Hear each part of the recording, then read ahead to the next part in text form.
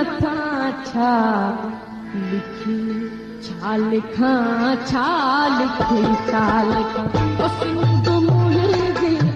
दुनिया जा सिंधियो हिक मुठ थी सिंध बचायो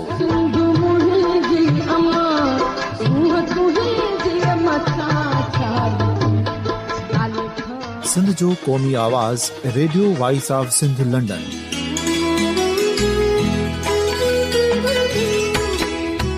radio voice of Sindh London पंहिंजी नशरियात में सिंध जी सियासत, समाज, इक़्तिसादियात, तारीख़, क़ौमी उमंगुनि ऐं इख़्लाक़ियात मुतलिक़ सिंध जी हक़ीक़ी तर्जुमानी कंदे प्रोग्रामनि खे असराइतो बणाइण लाइ सिंध जे घण घुरनि ऐं धरतीअ सां प्यार कंदड़ अदीबनि, दानिशवरनि, सहाफ़ियुनि, उस्तादनि, वकीलनि ऐं हर तबिके जे मानवारनि सजणनि खे सिंध में शऊरी इनकलाब लाइ सहकार जो सॾु ॾियूं था।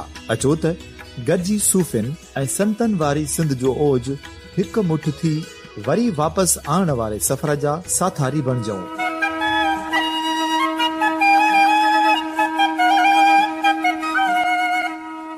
हिक नए सुबुह जी शुरूआत जो पड़ाॾो घर घर, ॻोठ ॻोठ ऐं शहर शहर ताईं पहुचायो। शाल सिंध आबाद ऐं ख़ुशहाल थिए, सिंधी माण्हू सुखियो ऐं सताबो थिए।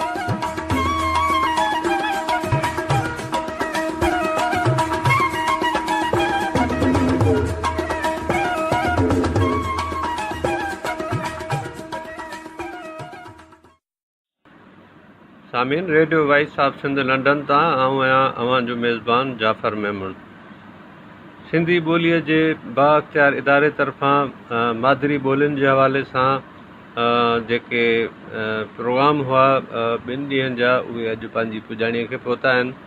पहिरें ॾींहं ते इफ़्तिताही प्रोग्राम थियो हो जेको असां अवां जी समातनि ताईं रखियोसीं ऐं ॿिए ॾींहं ते 2 वेहकूं थियूं आहिनि। असां चाहियूं था त पहिरीं जेका वेहक थी आहे उन जी रेडियो रिपोर्ट असां अवां जी समातनि ताईं रखूं। हीअ जेका पहिरीं वेहक अॼु थी आहे उन वेहक जी जेका कारवाई आहे उहा शबनम गुल हलाई आहे, जॾहिं त नूर अहमद जजी, जमील अहमद तारिक, डॉक्टर ज़ियाउर रहमान बलोच, अयाज़ गुल, डॉक्टर साजिदा परवीन, मदद अली सिंधी साहब मुखातिब थिया आहिनि। हिन रेडियो रिपोर्ट में हिन वक़्तु नूर अहमद जंजी साहब पिंडाल सां मुखातिब आहे, तंहिं करे अचो त हीअ रेडियो रिपोर्ट ॿुधूं। थर जी ॿोली उन्हनि माण्हुनि बचाई आहे जेके थर में रहनि था। सो सभ खां वॾे में वॾो मिसकॉन्सेप्शन इहो आहे त को ॿोली आलम या टेक्निकल माहिर बचाइनि था, इहो न हुअणु खपे। ज़ुबाने वो लोग बचाते हैं जो बात करते हैं, उनमें बोलते हैं।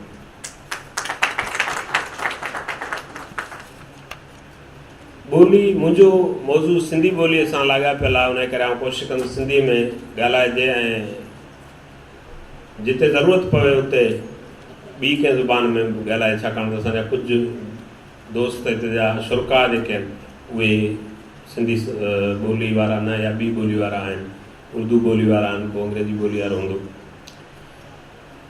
ॿोली इन ते बहस काफ़ी थियो आहे त ॿोली छा आहे। ऐं सम्झां थो तइ थियल आहे त ॿोली न रुॻो कम्युनिकेशन जो या हिक ॿिए जी ॻाल्हि पहुचाइण जो ज़रियो न आहे।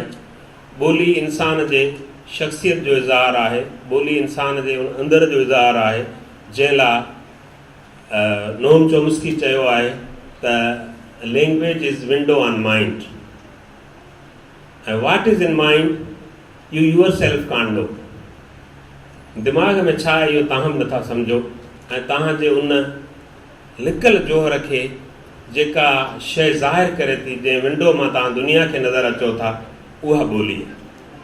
उन जे करे जॾहिं इहा ॿोली फ़र्दनि खां निकिरी ऐं अॻिते के वॾे ग्रोह, वॾी सोसाइटीअ जो हिसो बणिजे थी, त उहा क़ौमी तशख़ुस थी वञे थी ऐं तव्हांजे ताक़त जो वॾे में वॾो ऐं आख़िरी ज़रियो बि ॿोली वञी रहे थी। तव्हां खां तव्हांजी रियासत, तव्हांजो माल मिल्कियत, तव्हांजो सभु कुझु घसिजी वञे, पर आख़िरी तव्हां ते जेको टेग सुञाणप जो लॻियल आहे उहो ॿोलीअ जो हुजे थो।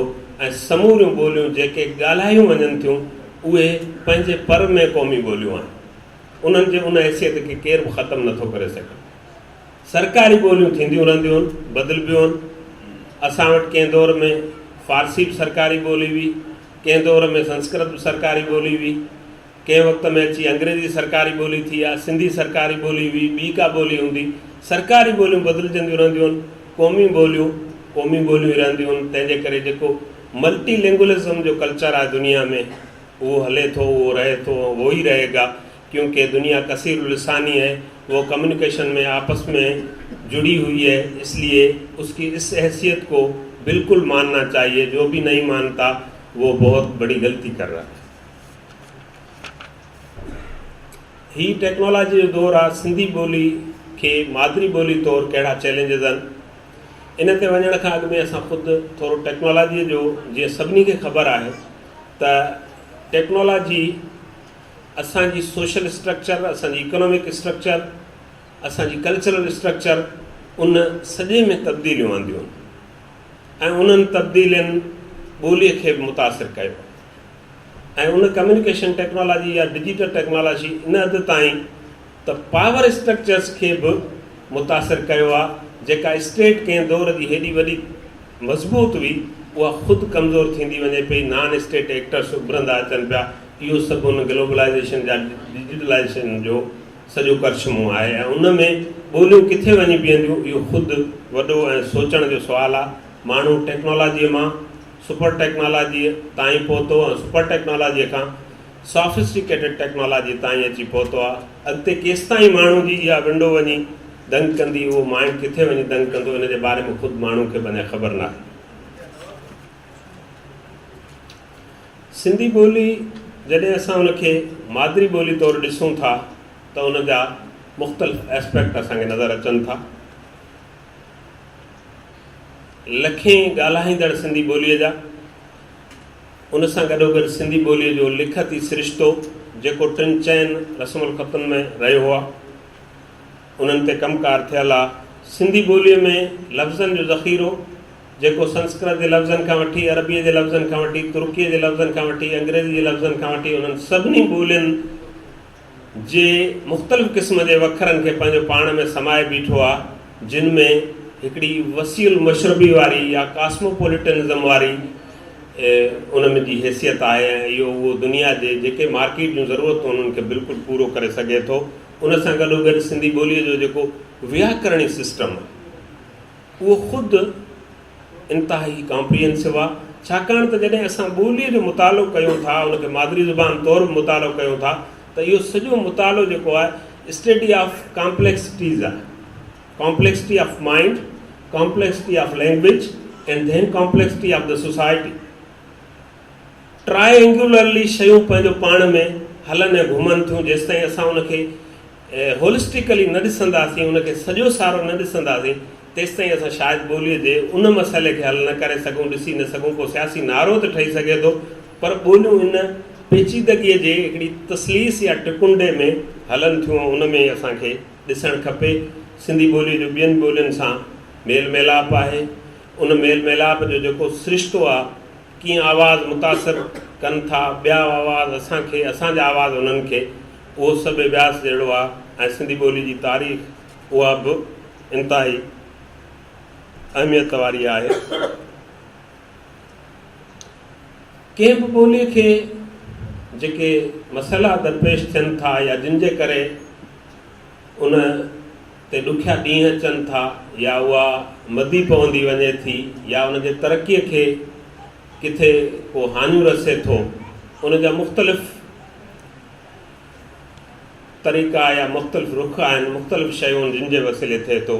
जीअं मिसाल तौरु कुदरती आफ़तूं आहिनि, जंगियूं लॻनि थियूं, नसुल कुशियूं थियनि थियूं, ऐं किथे किथे ॿोलियुनि खे जबरन दॿायो वेंदो आहे। ऐं उन सां गॾोगॾु हिकिड़ी सियासी, सकाफ़ती ऐं इक़्तिसादी तौर ते किन ॿोलियुनि ते अहिड़ा ॾुखिया ॾींहं ईंदा आहिनि ऐं ईअं ॿोलियूं मुतासिर थी या पोइ ते हलियूं वेंदियूं आहिनि, या ख़तमु थी वेंदियूं आहिनि, या अॻिते चढ़ी वेंदियूं आहिनि।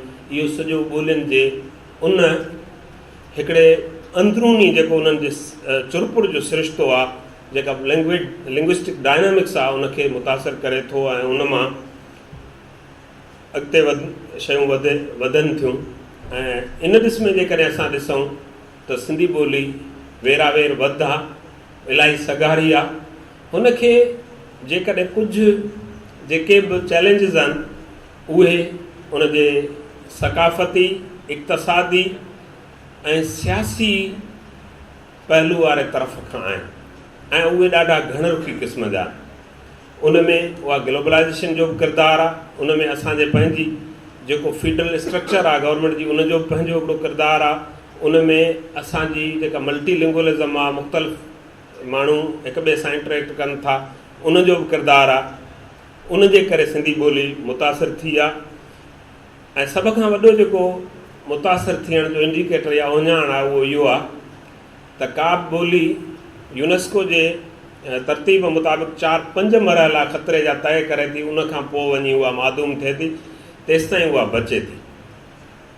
ऐं उन में असां वटि जेको ओञाण आहे सिंधी ॿोलीअ जे ॾुखियाईअ जो उहो इहो आहे त कुझु ख़ानदाननि जो नओं नस्ल सिंधी ॿोली ॻाल्हाइणु तर्क कंदो वञे पियो, उन्हनि जे ज़ुबान ते सिंधी ॿोली न रही आहे। इन खां ॿियो ॾुखियो ओञाण आहे, छाकाणि त ॿोली तव्हांजी जेकॾहिं नसुल दर नसुल मुंतक़िल न थी, सूरत हुनजी कहिड़ी बि हुजे, ज़ाहिर आहे भिटाई जी ॿोली 400 वरे अॻु वारी अॼु जी ॿी ॿोली आहे, उनखां मुख़्तलिफ़ आहे, पर ॿोली पंहिंजे जोहर में, छाकाणि तव्हांजो सॼो जेको इल्मी ज़हनी फ़िक्री विरसो आहे उहो उन में आहे, उहा मुंतक़िल थियणु खपे।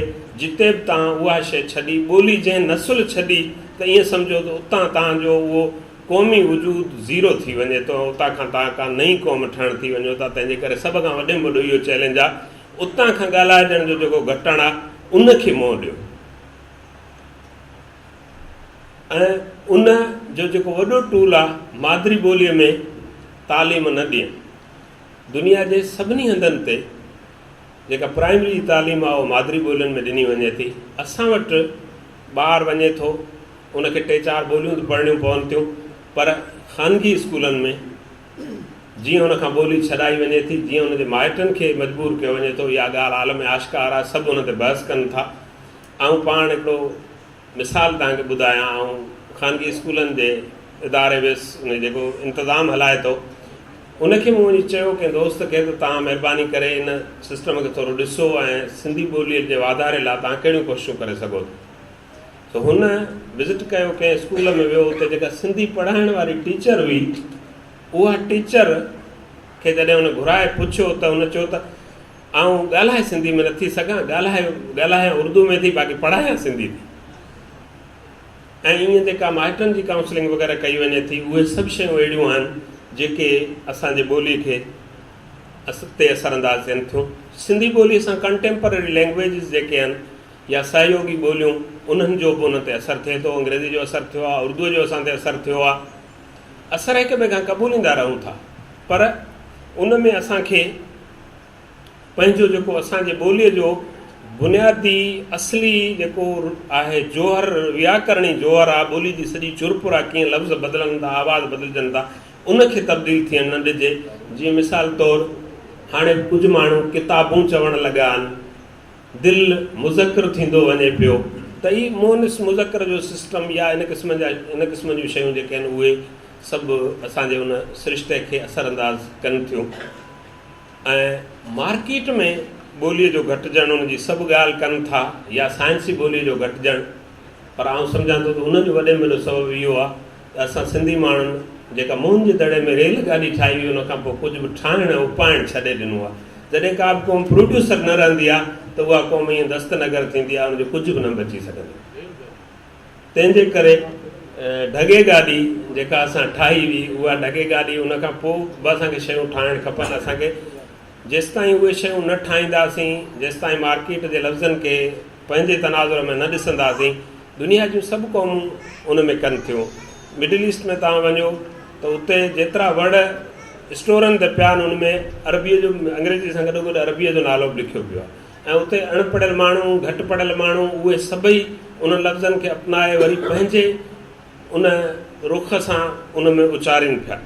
त इहे सभु शयूं अहिड़ियूं आहिनि जिन जी ज़रूरत आहे ऐं सिंधी ॿोलीअ खे वधि में वधि ॻाल्हायो वञे। जेके सिंधी माण्हू आहिनि उहे ॻाल्हाइनि ऐं उन्हनि माण्हुनि सां बि ॻाल्हाइनि जेके सिंधी ॿोली नथा सम्झनि, ऐं यकीननि जे हिकिड़ो गोरो यूरोप जो उहो अंग्रेजी सिखी सघे थो त ॿियो माण्हू सवलो सिखी सघे थो। ऐं मेरा ये तजुर्बा है कि उर्दू वाले के साथ भी अगर सिंधी में बात करो और जो फंक्शनल लैंग्वेज है उस हद तक वो समझ सकता है, अंग्रेज़ी वाला भी समझ सकता है इशारों से ये सारी चीज़ें।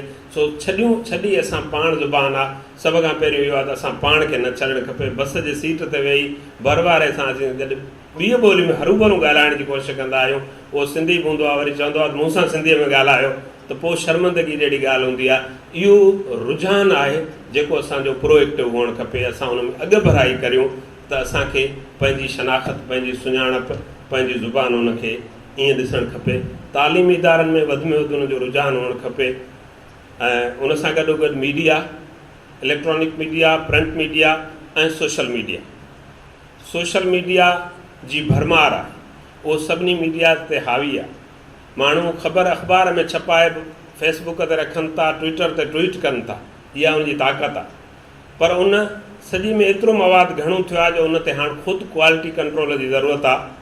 त जेके माण्हू लिखनि पिया उहे कहिड़ी ज़ुबान लिखनि था, उहे उन में कहिड़ो कंटेंट ॾियनि था, इहे सभु शयूं उन्हनि साञावंद माण्हुनि लाइ अहिड़ो सोच जोॻियूं आहिनि। ऐं उहे जेको मवादु ॾियनि उहो अहिड़ो मवादु हुजे जेको सिंधी ॿोलीअ जे भले लाइ हुजे। उन में ॿोलीअ जो वधि में वधि ख़्यालु कयो वञे ऐं कोशिशि करे जॾहिं हिकु ॿोलीअ में लिखियो वञे त हिकु ॿोली में ई हुजे। उनजो ऑडियंस ॿियो आहे त उन सां भले ॿी ॿोलीअ में लिखियो वञे, सभिनी ॿोलियुनि में बि लिखियो वञे, पर जिते बि सिंधीअ में लिखियो वञे उते उन में सिंधी ॿोलीअ जी जेका बि हुरमत आहे उन सां बिल्कुलु उन सां निभायो वञे। इहो निभाइणु सभिनी माण्हुनि जो क़ौमी फ़र्ज़ु आहे। हर किसी ज़ुबान के लिए ये होना चाहिए। पश्तो वाला जब पश्तो में लिखे, पंजाबी वाला पंजाबी में लिखे, हिंदी वाला हिंदी में लिखे तो वो इस हुरमत को निभाए। आम ॻाल्हि ॿोल हिन में हुजे ऐं Sindhi as a mother tongue उन जा रखवाल आउं सम्झां थो त उहे ई इंडिजिनियस कम्यूनिटीज़ आहिनि जेके सॼी सिंध में पखड़ियूं पियूं आहिनि। मासिस जेके आहिनि, जेके 80% सिंध जी आबादी जोड़ीनि था, जिन खे पाणीअ जो पीअण जो गिलास मुयसरु न आहे, पर सुठी सिंधी ॿोली जेकॾहिं ॻाल्हाइनि था त उहे ॻाल्हाइनि था। ऐं सिंधी ॿोली सां गॾोगॾु उते रहंदड़ ॿियूं जेके मादरी ज़ुबानूं आहिनि, सराइकी वारो हुजे, थरी वारो हुजे या बलोची वारो हुजे, उन्हनि सां बि उन्हनि जो अहिड़ो इंट्रैक्शन आहे जो ॿई ॿोलियूं हिक ॿिए खे इंतिहाई हाकारी नमूने ॾियनि ऐं वठनि थियूं, हिक ॿिए जे ॿोलियुनि खे सम्झनि था, ॻाल्हाइनि था। सो उन्हनि स्टेक होल्डर्स जो ख़्यालु कयो वञे ऐं उन सां गॾोगॾु सभ खां वॾे में वॾो ख़्यालु ॿ धुरियूं असांजी सोसाइटी जो उन्हनि जो कयो वञे। हिकिड़ो प्राइमरी टीचर, मर्द हुजे औरत हुजे, जेको प्राइमरी पढ़ाए थो उनजी तरबियत अहिड़ी हुजे ऐं उनजो मयारु अहिड़ो हुजे जो उहो ॿोलीअ जी हिफ़ाज़त करण जो माउ खां पोइ पहिरियों माण्हू या पहिरियों स्टेक होल्डर आहे जेको हिफ़ाज़त करे थो। ऐं सिंधी माउ उनजी बि तरबियत तालीम इन क़िस्म जी हुजे जो उहा पंहिंजे ॿारनि सां सिंधीअ में एॾी सुठी ॻाल्हाए सघे। छाकाणि त तव्हांजा समूरा तसवुर जॾहिं आवाज़नि वसीले ठहनि था त माउ पहिरीं ॻाल्हाइण खां अॻु में बि आवाज़ ॾिए थी ऐं आवाज़नि जो इल्मु तव्हांजो सॼो जेको सोतियाती स्ट्रक्चर आहे ज़हन जी, उहा उन्हनि माउ जे आवाज़नि सां ठहे थी। उहे जेतिरा मुनासिबु हूंदा, जेतिरा दुरुस्त हूंदा, जेतिरा तुज़ हूंदा, ओतिरो तव्हांजा ख़्याल तुज़ ऐं मुनासिब ऐं दुरुस्त ऐं ख़ूबसूरत हूंदा। सिंधी ॿोलीअ खे मार्केट ऐं साइंस जी ॿोली बनाइण लाइ उनजी रिथाबंदी कई वञे। हिते कॉस्ट प्लानिंग जो ज़िक्र आयो या इन क़िस्म जूं ॿियूं जेके बि शयूं हलनि थियूं उन्हनि ते वधि में वधि कमु करणु खपे। असरी तक़ाज़ाउनि खे ज़हन में रखंदे लिखत जा मुख़्तलिफ़ सिरिश्ता हलनि था। हिन वक़्तु असां अरबी सिंधीअ में लिखूं था, माण्हू रोमन में मैसेजिस वग़ैरह कनि था ऐं उन में हिकिड़ो रुझान आहे त माण्हू पंहिंजी ॿोली छॾे ॿी ॿोलीअ में बि लिखनि था, उन में ईज़ी जिते बि सम्झनि था, आसान सम्झनि था। उन्हनि सभिनी शयुनि जे मद्देनज़र असांखे पंहिंजे ज़ुबान सां गॾोगॾु मुख़्तलिफ़ स्क्रिप्ट्स तब्दील थींदा रहिया आहिनि। उन स्क्रिप्ट्स जे तब्दील थियणु, उनखे अञा वधीक बहितर बनाइणु, उन्हनि सभिनी ते कमु करण जी ज़रूरत आहे। ऐं जेके असांजूं सहयोगी ॿोलियूं आहिनि उन्हनि सभिनी ॿोलियुनि ॾांहुं असांजो रवैयो दोस्ती वारो हुजे। कंहिं बि ॿोलीअ सां का बि दुश्मनी न आहे। हर ॿोली ॿी ॿोलीअ सां सलाड़ी पई आहे। सभु ॿोलियूं आदम खां वठी जेकॾहिं असीं पेर खणूं था त हिकिड़ी ॿोली मां ई यकीननि निकितियूं हूंदियूं। उनजे करे असांजो को बि कंहिं ॿी ॿोली सां को बि इन क़िस्म जो रवैयो न हुजे त अलिफ ॿोली ग़लति आहे या ॿिए ॿोली ग़लति आहे। आख़िर में सिर्फ़ु हिकिड़ो नज़्म आउं पढ़ंदुसि। अमेरिका जे ॾखण में साउथ न्यू मैक्सिको आहे, उन इलाइक़े में हिकिड़ो कबीलो रहे थो नवाहो जो ॻोठु आहे सांताफे। उते जा माण्हू उन्हनि जी ॿोली ख़तरे में आहे ऐं उन्हनि जे ख़तरे जा तमामु घणा सबब आहिनि। उहे कंहिंखे ॿुधाइनि नथा। उन्हनि जो हिकिड़ो नज़्म आहे, किथां मूं हथु कयो कंहिं दोस्त खे चयो पुछियो, ॾाढो ख़ूबसूरत नज़्म आहे त मूंखे ठकी अचे थो ऐं तव्हां सां शेयर करणु चाहियां थो। इफ़ यू डोंट ब्रीथ, अंग्रेज़ी में मुंहिंजो तर्जुमो आहे, if you don't breathe there is no air, if you don't walk there is no earth. तव्हां न हलंदो तव्हां लाइ धरती न हूंदी। If you don't speak there is no world, जेकॾहिं तव्हां न ॻाल्हाईंदो तव्हां लाइ हीअ दुनिया ई न हूंदी। तव्हां सिंधी न ॻाल्हाईंदो तव्हांजी सिंधी दुनिया उन ॾींहुं बंदि ऐं ख़तमु थी वेंदी। ॿोली ॻाल्हाइण मां बचे थी। ऐं सभ खां आख़िर शेख हयात जो ई शेर त मुंहिंजी उकीर छा आहे ही चिट चेत मन में, मुंहिंजी उकीर छा आहे ही चिट चेत मन में, मंदर उदास ॾियो अधु राति देव उदासी, जे विख खे वधाई अॼु माग दूर न आहे, डूंगर डरी पियो आहे साहस त दार सासी। तव्हां सभिनी जी महिरबानी, लैंग्वेज अथॉरिटी जी महिरबानी, जॾहिं ॻाल्हाइण जो मौक़ो ॾिनो तव्हां मूंखे ॿुधो, तव्हां सभिनी जी महिरबानी।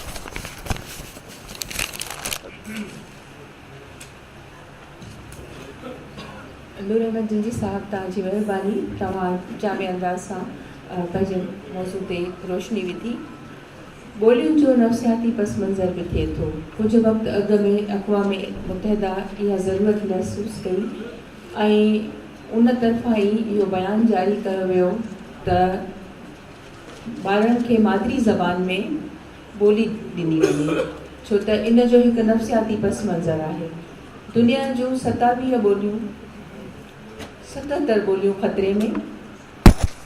ॾिसी करे हुननि इहो ॾिठो त ॿोलियुनि सां गॾु सक़ाफ़त बि ख़तमु थींदी पई वञे ऐं माण्हुनि में वेगाणाइप वधी रही आहे, जंहिंजे करे अक़वाम मुतहिदा चयो त जेकॾहिं ॿार जी ज़हनी नफ़्सियाती ऐं रूहानी औसर तव्हांखे करणी आहे त पंहिंजे ॿारनि खे मादरी ज़बान में इब्तिदाई तालीम ॾियो। हिते ख़ुशी जी ॻाल्हि आहे त डॉक्टर अब्दुल हमीद मेमन साहब नफ़्सियाती माहिर वेठा आहिनि। उहे इन ॻाल्हि खे इन सां भलीकार बि चऊं था ऐं इहा ॻाल्हि बख़ूबी सम्झी सघनि था। असां पंहिंजे हिन प्रोग्राम खे अॻिते वधाईंदासीं। जीअं की कल्ह बि ॻाल्हि थी त 45% पंजाबी ॻाल्हाईंदड़ पंजाबी ज़बान ॻाल्हाई वञे थी, उन खां पोइ 12% सिंधी ज़बान 12% सिंधी ज़बान ॻाल्हाई वञे थी ऐं दुनिया जी ज़बानुनि में जेकॾहिं ॾिसिजे त पंजाबी ज़बान 11 नंबर ते अचे थी। ऐं पंजाबी ज़बान जी जेका ख़ासि ॻाल्हि आहे उहो लहजो ॾाढो ख़ूबसूरत आहे। जेका ज़मीन आहे ज़रख़ेज़ आहे ऐं उन ज़मीन जी जेका ज़रख़ेज़ी आहे उन मां लाज़वाल ॿोलीअ जा गीत फुटी निकिरनि था।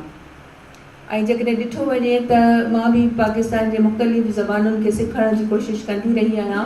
पंजाबी ज़बान खे मां पढ़ी त वञा थी पर अञा मां ॻाल्हाए नथी सघां, पर वरी बि मैनू पंजाबी ज़बान सुहिणी लॻंदी आहे। महसूसु थींदा आहे जदो ई ज़बान रूह विच घुली हुई होवे। मां गुज़ारिश कंदसि मोहतरम जमील अहमद पाल साहब खे त हू हिते अचनि ऐं पंहिंजो मक़ालो पेश कनि। बहुत शुक्रिया मैडम। सिंधी यकीनन सुठी बोली आहे।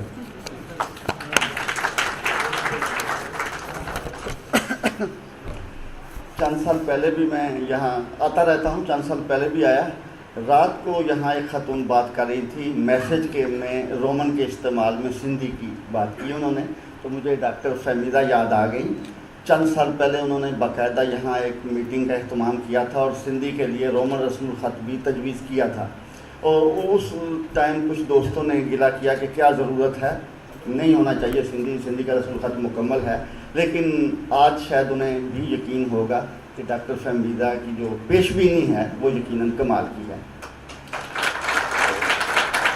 ڈاکٹر عبدالغفور میمن صاحب کی مہربانی ہے، آئے دن ہر سال ایسے ہی کٹ کرتے ہیں جس میں مادری زبانوں کے مسائل ڈسکس ہوتے ہیں، تو میں سوچ رہا تھا کہ گھر میں 4 بھائی ہوں اور ان میں چھوٹا بھائی بھی اگر زیادہ سیاح ہو تو گھر سارے کا بھلا ہو جاتا ہے، بڑے بھائی بھی کچھ نہ کچھ حاصل کر لیتے ہیں۔ یقیناً مادری زبانوں کے حوالے سے بہت کام ہے۔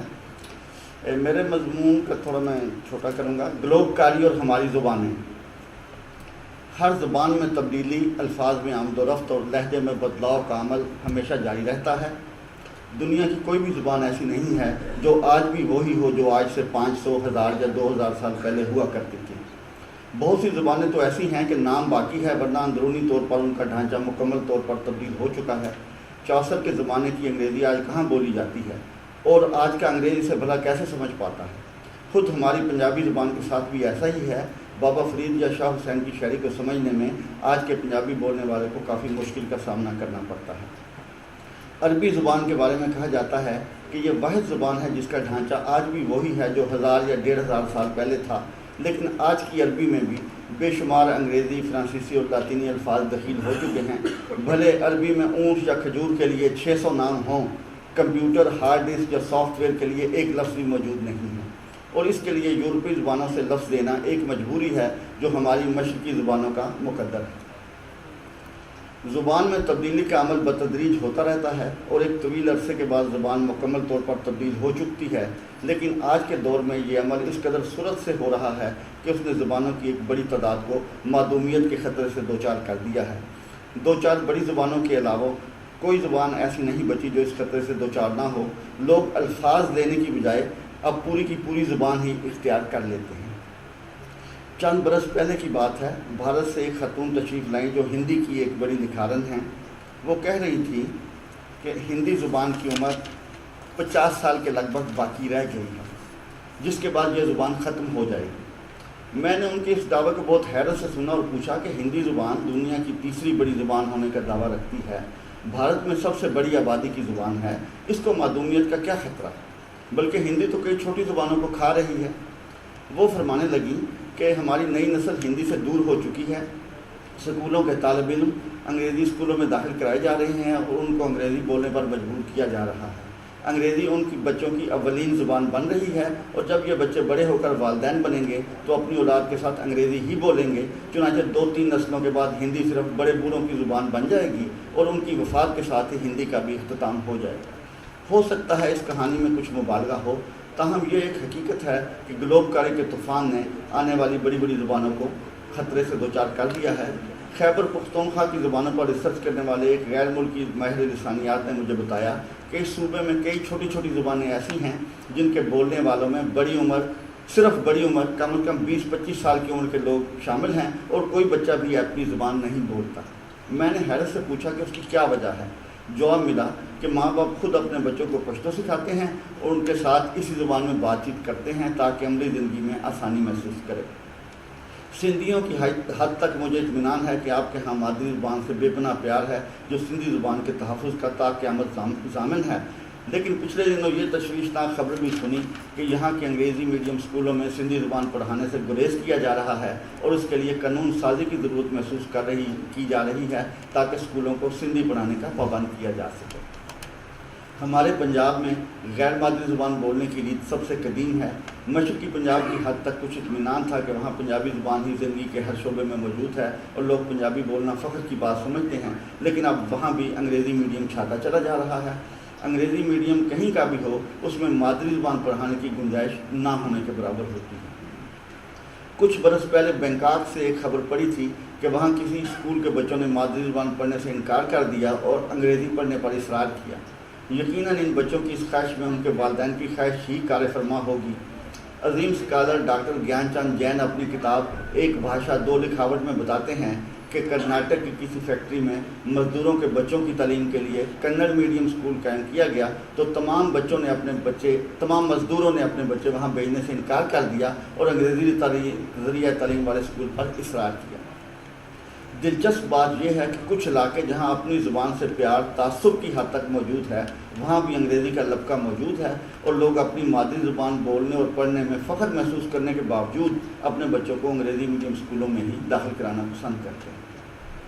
انگریزی میڈیم میں کیا کشش ہے اس کے بارے میں طویل بات کرنے کا یہاں موقع نہیں، ضمنی طور پر یہ عرض کرنا بھی ضروری ہے کہ کچھ افریقی ملکوں میں انگریزی کی بجائے یہ بلند مرتبہ فرانسیسی زبان کو حاصل ہے، جبکہ لاطینی امریکی ملکوں میں یہی درجہ ہسپانوی اور ایک آدھ جگہ پرتگالی کو حاصل ہے۔ پاکستان کی حد تک اردو کو تعلیم کی زبان بنانے کی بھرپور کوششیں ہوتی رہی ہیں۔ دنیا بھر میں زبان کو مڈل کی سطح تک لازمی طور پر پڑھایا جاتا ہے اور اس کے بعد زبان کو بطور زبان پڑھنا انتخابی ہوتا ہے، لیکن پاکستان میں پہلے میٹرک اور پھر انٹرمیڈیٹ کی سطح تک اردو کو لازمی قرار دے دیا گیا۔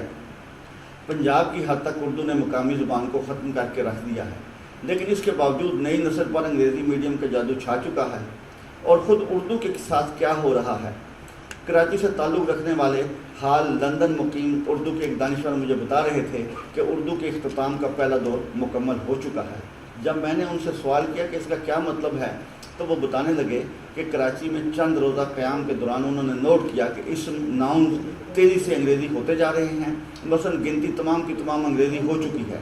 نئی نسل 45 یا 43 کی بجائے 45 اور 43 ہی بولتی ہے۔ اسی طرح تمام رنگ بھی انگریزی ہو چکے ہیں، اب گلابی رنگ کی بجائے پنک کلر ہے اور ہرے رنگ کی جگہ گرین کلر لے چکا ہے۔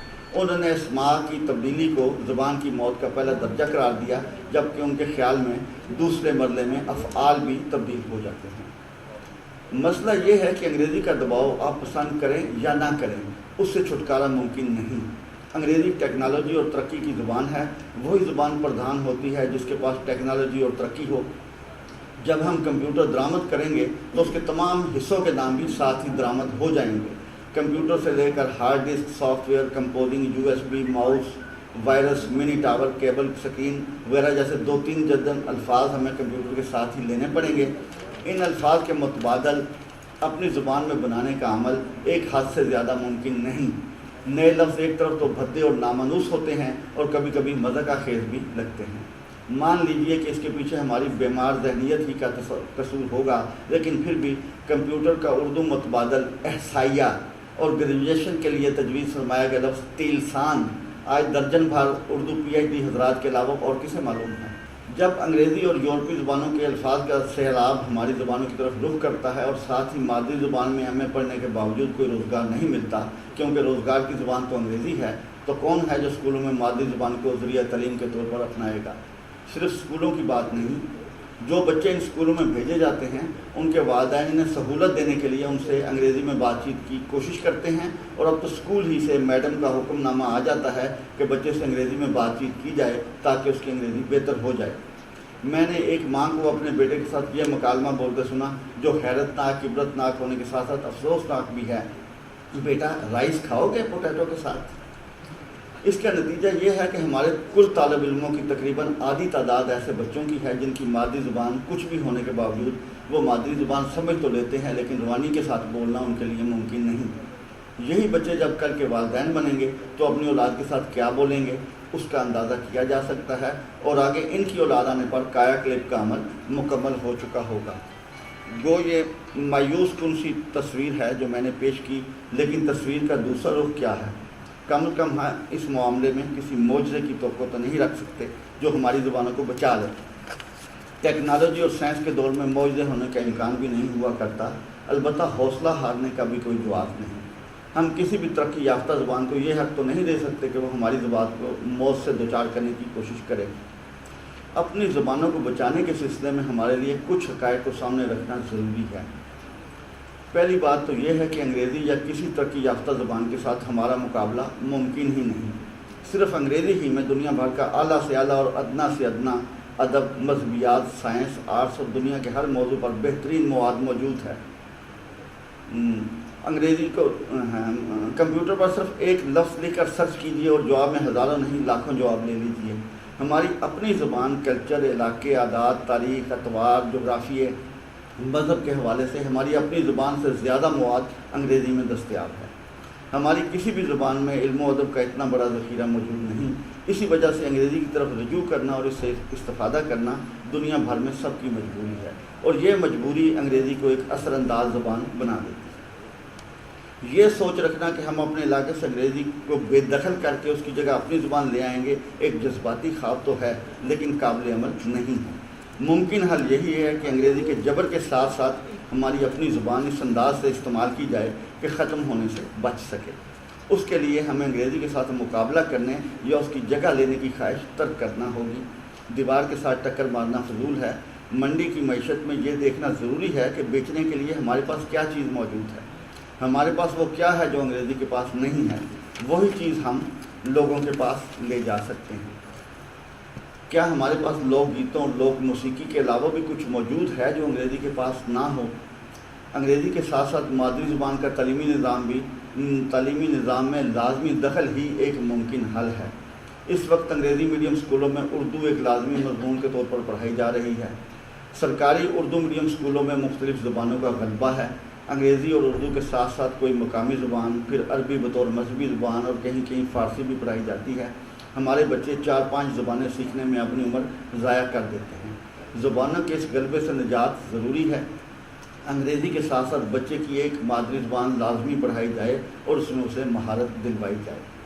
اپنی زبانوں کے بچاؤ کے لیے ضروری ہے کہ ان زبانوں پر ہمارے فخر اور محبت میں اضافہ کیا جائے. اگر بولنے والے کو اپنی زبان میں کشش محسوس نہیں ہوگی تو وہ وہی زبان اپنائیں گے جو ان کے لیے باعث کشش ہوگا. دوسرا، سبھی مادری زبانوں کا اتحاد بھی بہت ضروری ہے. اگر ہم ایک دوسرے کی ٹانگیں کھینچنے میں ہی لگے رہے تو انگریزی کا مکمل قبضہ اور بھی جلدی ممکن ہو جائے. شکریہ.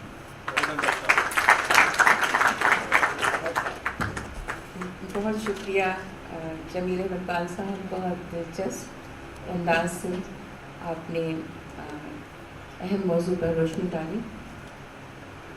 मां चवणु चाहींदसि तव्हांखे त जॾहिं मां पंहिंजी ॾाॾीअ खां बलोची ऐं सराइकी में जॾहिं उहा ॻाल्हाईंदी हुई त हुन जे लहजे में हिकु अजीब चाशनी मूंखे महसूसु थींदी हुई ऐं मुंहिंजी दिलि चवंदी हुई हू ॻाल्हाईंदी रहे. इहे जेके ॿोलियूं आहिनि सकाफ़ती विरसनि जो ओहञाण आहिनि ऐं उन्हनि में जेको सिंबॉलिक इंटरेक्शनिज़म आहे, उन्हनि जी जेका बॉडी लैंग्वेज आहे, उन्हनि जी जेका अखियुनि जी चुरपुर आहे, हर ॿोलीअ में अव्हांखे मुख़्तलिफ़ मिलंदी. ऐं मां जेकॾहिं तव्हांखे ॿुधायां, मुंहिंजो घरु हिकु मिनी पाकिस्तान मूंखे लॻंदो आहे जंहिंमें पंजाबी, पठान, बलोच, सराइकी, ब्राहवी इहे सभु असांजा माइट आहिनि. इन ई करे पाकिस्तान जे सभिनी ॿोलियुनि जे लाइ मोहबत नंढपण खां मुंहिंजे दिलि में उसरंदी रही. सभु ॿोलियूं ख़ूबसूरत आहिनि छो त उन्हनि जी जेका तर्जुमानी आहे उहा अहसासु, मोहबत, ख़ुलूस ऐं जज़्बे जी तर्जुमानी आहे. असां इन सफ़र खे अॻिते वधायूं था. जीअं तव्हां बलोची जी ॻाल्हि कई, बलोची ख़ूबसूरत ज़बान आहे ऐं बलोची में जेको सूफ़ी विरसो आहे उहो ॾाढो सघारो आहे. ऐं मां बि अॼुकल्ह बलोची सिखां पई ऐं चाहियां थी त बलोची अदब उनखे तर्जुमे सां न पढ़ां, एतिरो पढ़ी वठां छो त उहो जेको तर्जुमो आहे हुन में उहो रस चस नथो अचे, उहा चाशनी नथी अचे. त कोशिशि हूंदी आहे त एतिरो सिखी वठिजे त उन ॿोलीअ जो अदब, उन ॿोलीअ जी शाइरी खे थोरो घणो माण्हू सम्झी सघे. अॼु असांजी ख़ुशकिस्मती आहे त असांजे पाकिस्तान जे मुख़्तलिफ़ ॿोलियुनि जा माहिर ऐं फ़क़ीर गॾु आहिनि. हाणे मां गुज़ारिश कंदसि डॉक्टर ज़ियाउर रहमान बलोच खे त हू हिते अचनि ऐं असां सां पंहिंजा वीचार वंडनि. साहिबान स्टेज, हाज़रीन महफ़िल, मैं सिंधी लैंग्वेज अथॉरिटी के chairman professor doctor Ghafoor Mahmood साहब और उनकी पूरी टीम को इतने अहम मौजू पर, इतनी अहम कॉन्फ्रेंस मुनक़िद करने पर मुबारकबाद पेश करता हूँ. वक्त की तंगी को पेश नज़र रखते हुए बलूची ज़ुबान और ग्लोबलाइजेशन के हवाले से मकाले का खुलासा पेश करना चाहता हूँ. ज़बान इंसानी अमल की इब्तदाई लेकिन ख़ासी मुकम्मल सूरत है.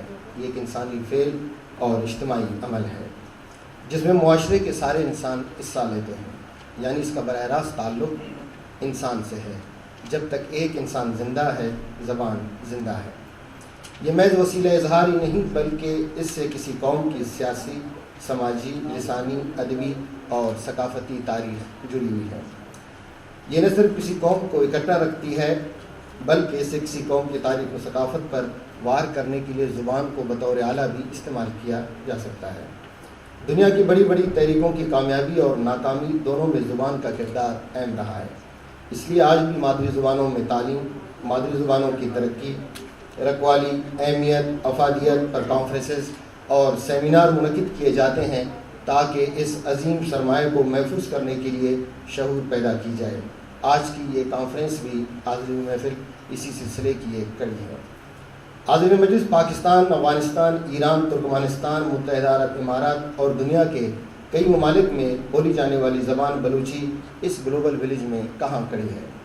اس کو کن چیلنجز کا سامنا ہے اور ان کے ممکنہ حل کیا ہو سکتے ہیں؟ اگر دیکھا جائے تو تمام پاکستانی زبانوں کو اس گلوبل ولیج میں مسائل کا سامنا ہے۔ یہ الگ بات ہے کہ ان مسائل کی شکل مختلف زبانوں کے لیے مختلف ہے۔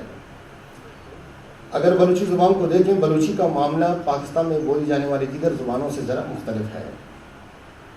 وہ اس لیے کہ بلوچ ایک قوم تو ہے مگر ان کی زبان صرف بلوچی نہیں ہے۔ یہ بلوچی، براوی، سندھی، سرائکی، پنجابی، فارسی، دری، ترکمن وغیرہ زبانیں بولتے ہیں۔ ڈاکٹر شاہ مری کے مطابق کوٹ بلوچی زبان کی اہمیت مسلم ہوتے ہوئے بھی اس غلط فہمی میں نہیں رہنا چاہیے کہ بلوچ دنیا بھر میں صرف بلوچی بولتے ہیں۔ دراصل بلوچوں کی 9 مادری اور قومی زبانیں ہیں۔ یہ دنیا بھر میں قومی سوال کے سیاسی، نظریاتی، علمی مباحثے میں بلوچ قوم کی ایک خصوصی اور امتیازی صفت ہے۔ انکوٹ۔ یہ ان کی اس علاقے اور قوم سے وفا اور محبت کی علامت بھی ہے۔ لاکھوں کی تعداد میں بلوچ سندھ، پنجاب اور بیرون ملک آباد ہیں جو بلوچی کے علاوہ دوسری زبان بھی بولتے ہیں۔ دوسری بات یہ کہ بلوچی کا ابھی تک اپنا کوئی جامع یا ایک رسم الخط نہیں ہے، اور آپ جانتے ہیں کہ رسم الخط کا ایک نہ ہونا انتشار کا سبب ہے اور یہ قوموں کی زوال کا سبب بھی بنتی ہے۔ بلوچی زبان ابھی تک اپنے تخلیقی سرمایہ کے جمع آوری سے بھی مکمل طور پر باہر نہیں آ سکی ہے۔ بلوچوں کی آبادی چونکہ منتشر ہے اور اس پہلے ہوئی آبادی نے جہاں زندگی کے کئی معاملات میں انہیں پسماندہ رکھا ہے، وہاں زبان کی ترقی و ترویج بھی اسی صورت میں نہیں ہو رہی ہے جس صورت میں ہونی چاہیے۔ حاضرین گرامی، بلوچی زبان سرکاری زبان ہے اور نہ ہی تعلیمی زبان ہے۔ اس وجہ سے اس پر عالمگیریت کے اثرات زیادہ پڑ سکتے ہیں اور اس کو خطرات اور چیلنجز کا زیادہ سامنا ہے۔ FA سے PhD تک تو بلوچی زبان پڑھائی جا رہی ہے مگر یہ کہیں بھی لازمی مضمون کے طور پر شامل نہیں۔ اگر جدید ٹیکنالوجی کی بات کریں تو بلوچی زبان 21ویں صدی کے اس دور میں بھی بہت پیچھے ہے۔ ابھی تک اس زبان کی کوئی باقاعدہ ڈیجیٹل ڈکشنری ہمارے پاس موجود نہیں ہے، سوائے رینالڈو فگریٹو کی بلوچی انگریزی ڈکشنری جس میں تقریباً 3400 کے قریب الفاظ ہیں، اور انگلش ٹو بلوچی میں الفاظ کی تعداد 2591 ہے۔ یہ ڈکشنری مارچ 2009 میں بنی ہے۔ اس کے علاوہ شیگل کی آن لائن بلوچی سیکھیں، جنون.com کی انگلش بلوچی ڈکشنری چھوٹی ڈکشنریز ہیں۔ ٹرانسلیشن services.usa.com میں دیگر زبانوں کی طرح بلوچی زبان بھی شامل ہے، جبکہ گوگل ٹرانسلیشن میں بلوچی زبان کی نمائندگی نہیں ہے۔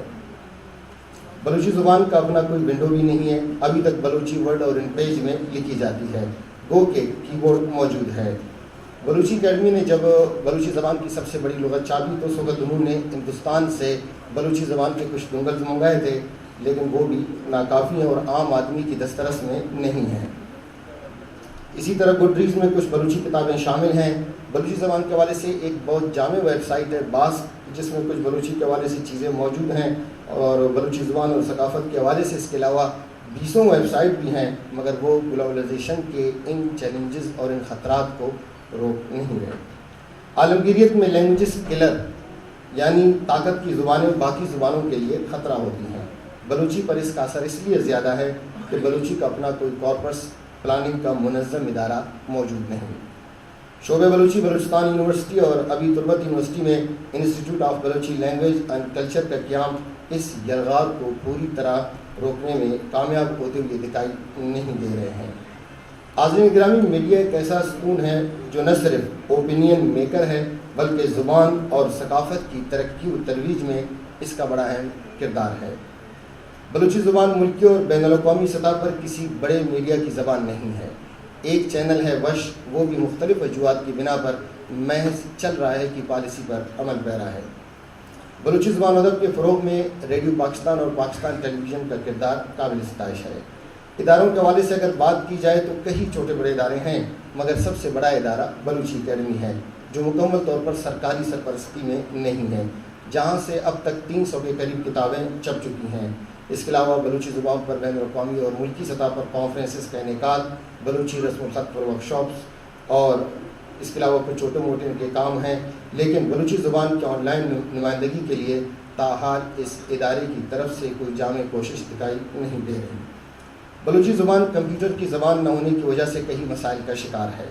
اگر گوگل ایپس کو دیکھیں تو بلوچی زبان و ادب کے حوالے سے 60 کے قریب ایپس موجود ہیں. اس سے ہم اندازہ کر سکتے ہیں کہ ترقی یافتہ زبانوں سے یہ زبان کتنی پیچھے ہے. یوں گلوبل ولیج کا چیلنج ہمارے سامنے ہے، مگر بلوچوں کو اس چیلنج کے لیے ایک طویل اور مشکل جدوجہد کرنا ہوگی. مگر یہ کام ریاست کا ہے اور ریاست کے پاس ان کاموں کے لیے وقت نہیں. حالانکہ پاکستانی زبانوں کو فروغ دینے سے ریاست مزید مستحکم اور مضبوط ہوگی. عالمگیریت کے بے پناہ نقصانات اور چیلنجز کے ساتھ ساتھ ایک مثبت بات یہ ہے کہ اس سے زبانوں کے تحفظ کے حوالے سے لسانی شعور اور تحریکوں میں اضافہ ہوا ہے. بلوچ بحیثیت قوم اپنی تاریخ، ثقافت، روایات اور بلوچیت سے بہت پیار کرتے ہیں، مگر اپنی مادری زبان سے شاید اس طریقے سے نہیں. جہاں رہتے ہیں وہاں کی زبان بولتے ہیں. بلوچوں کی یہ خوبی بھی واضح کرنا چاہتا ہوں کہ ان کا پنجابی، سندھی، سرائکی، اردو، بلوچی اور براوی تمام زبانوں کی ترقی و ترویج میں کردار روز روشن کی طرح عیاں ہے. اس کی ایک مثال یہ بھی ہے کہ ہم جس حال میں تشریف فرما ہیں یہ بھی ایک بلوچ کے نام پر ہے، جن کی سندھی زبان و ادب کے لیے خدمات قابل ستائش ہیں. حاضرین مجلس، گلوبل ولیج کے نثرات اور مسائل سے نمٹنے کے لیے بلوچی زبان اور بلوچی زبان کے جو کام کرنے والے لوگ ہیں اور ادارے ہیں، ان کو چاہیے کہ بلوچی زبان کو تعلیم کی زبان بنائیں اور اسے لازمی مضمون کے طور پر پڑھانا بہت ضروری ہے. بلوچی زبان کو کمپیوٹر کی زبان بنانا، اس جدید ٹیکنالوجی سے ہم آہنگ کرنا، اس کے علمی اور لسانی سرمایہ کو ڈیجیٹلائز کرنا ناگزیر ہے. الیکٹرانک اور پرنٹ میڈیا میں اس کی مناسب نمائندگی بہت ضروری ہے. بلوچی زبان کے لیے کارپس پلاننگ کے اداروں کا قیام وقت کی اہم ضرورت ہے. بلوچی زبان کے لیے یکساں اور متفقہ رسم الخط وضع کرنا ہوگا.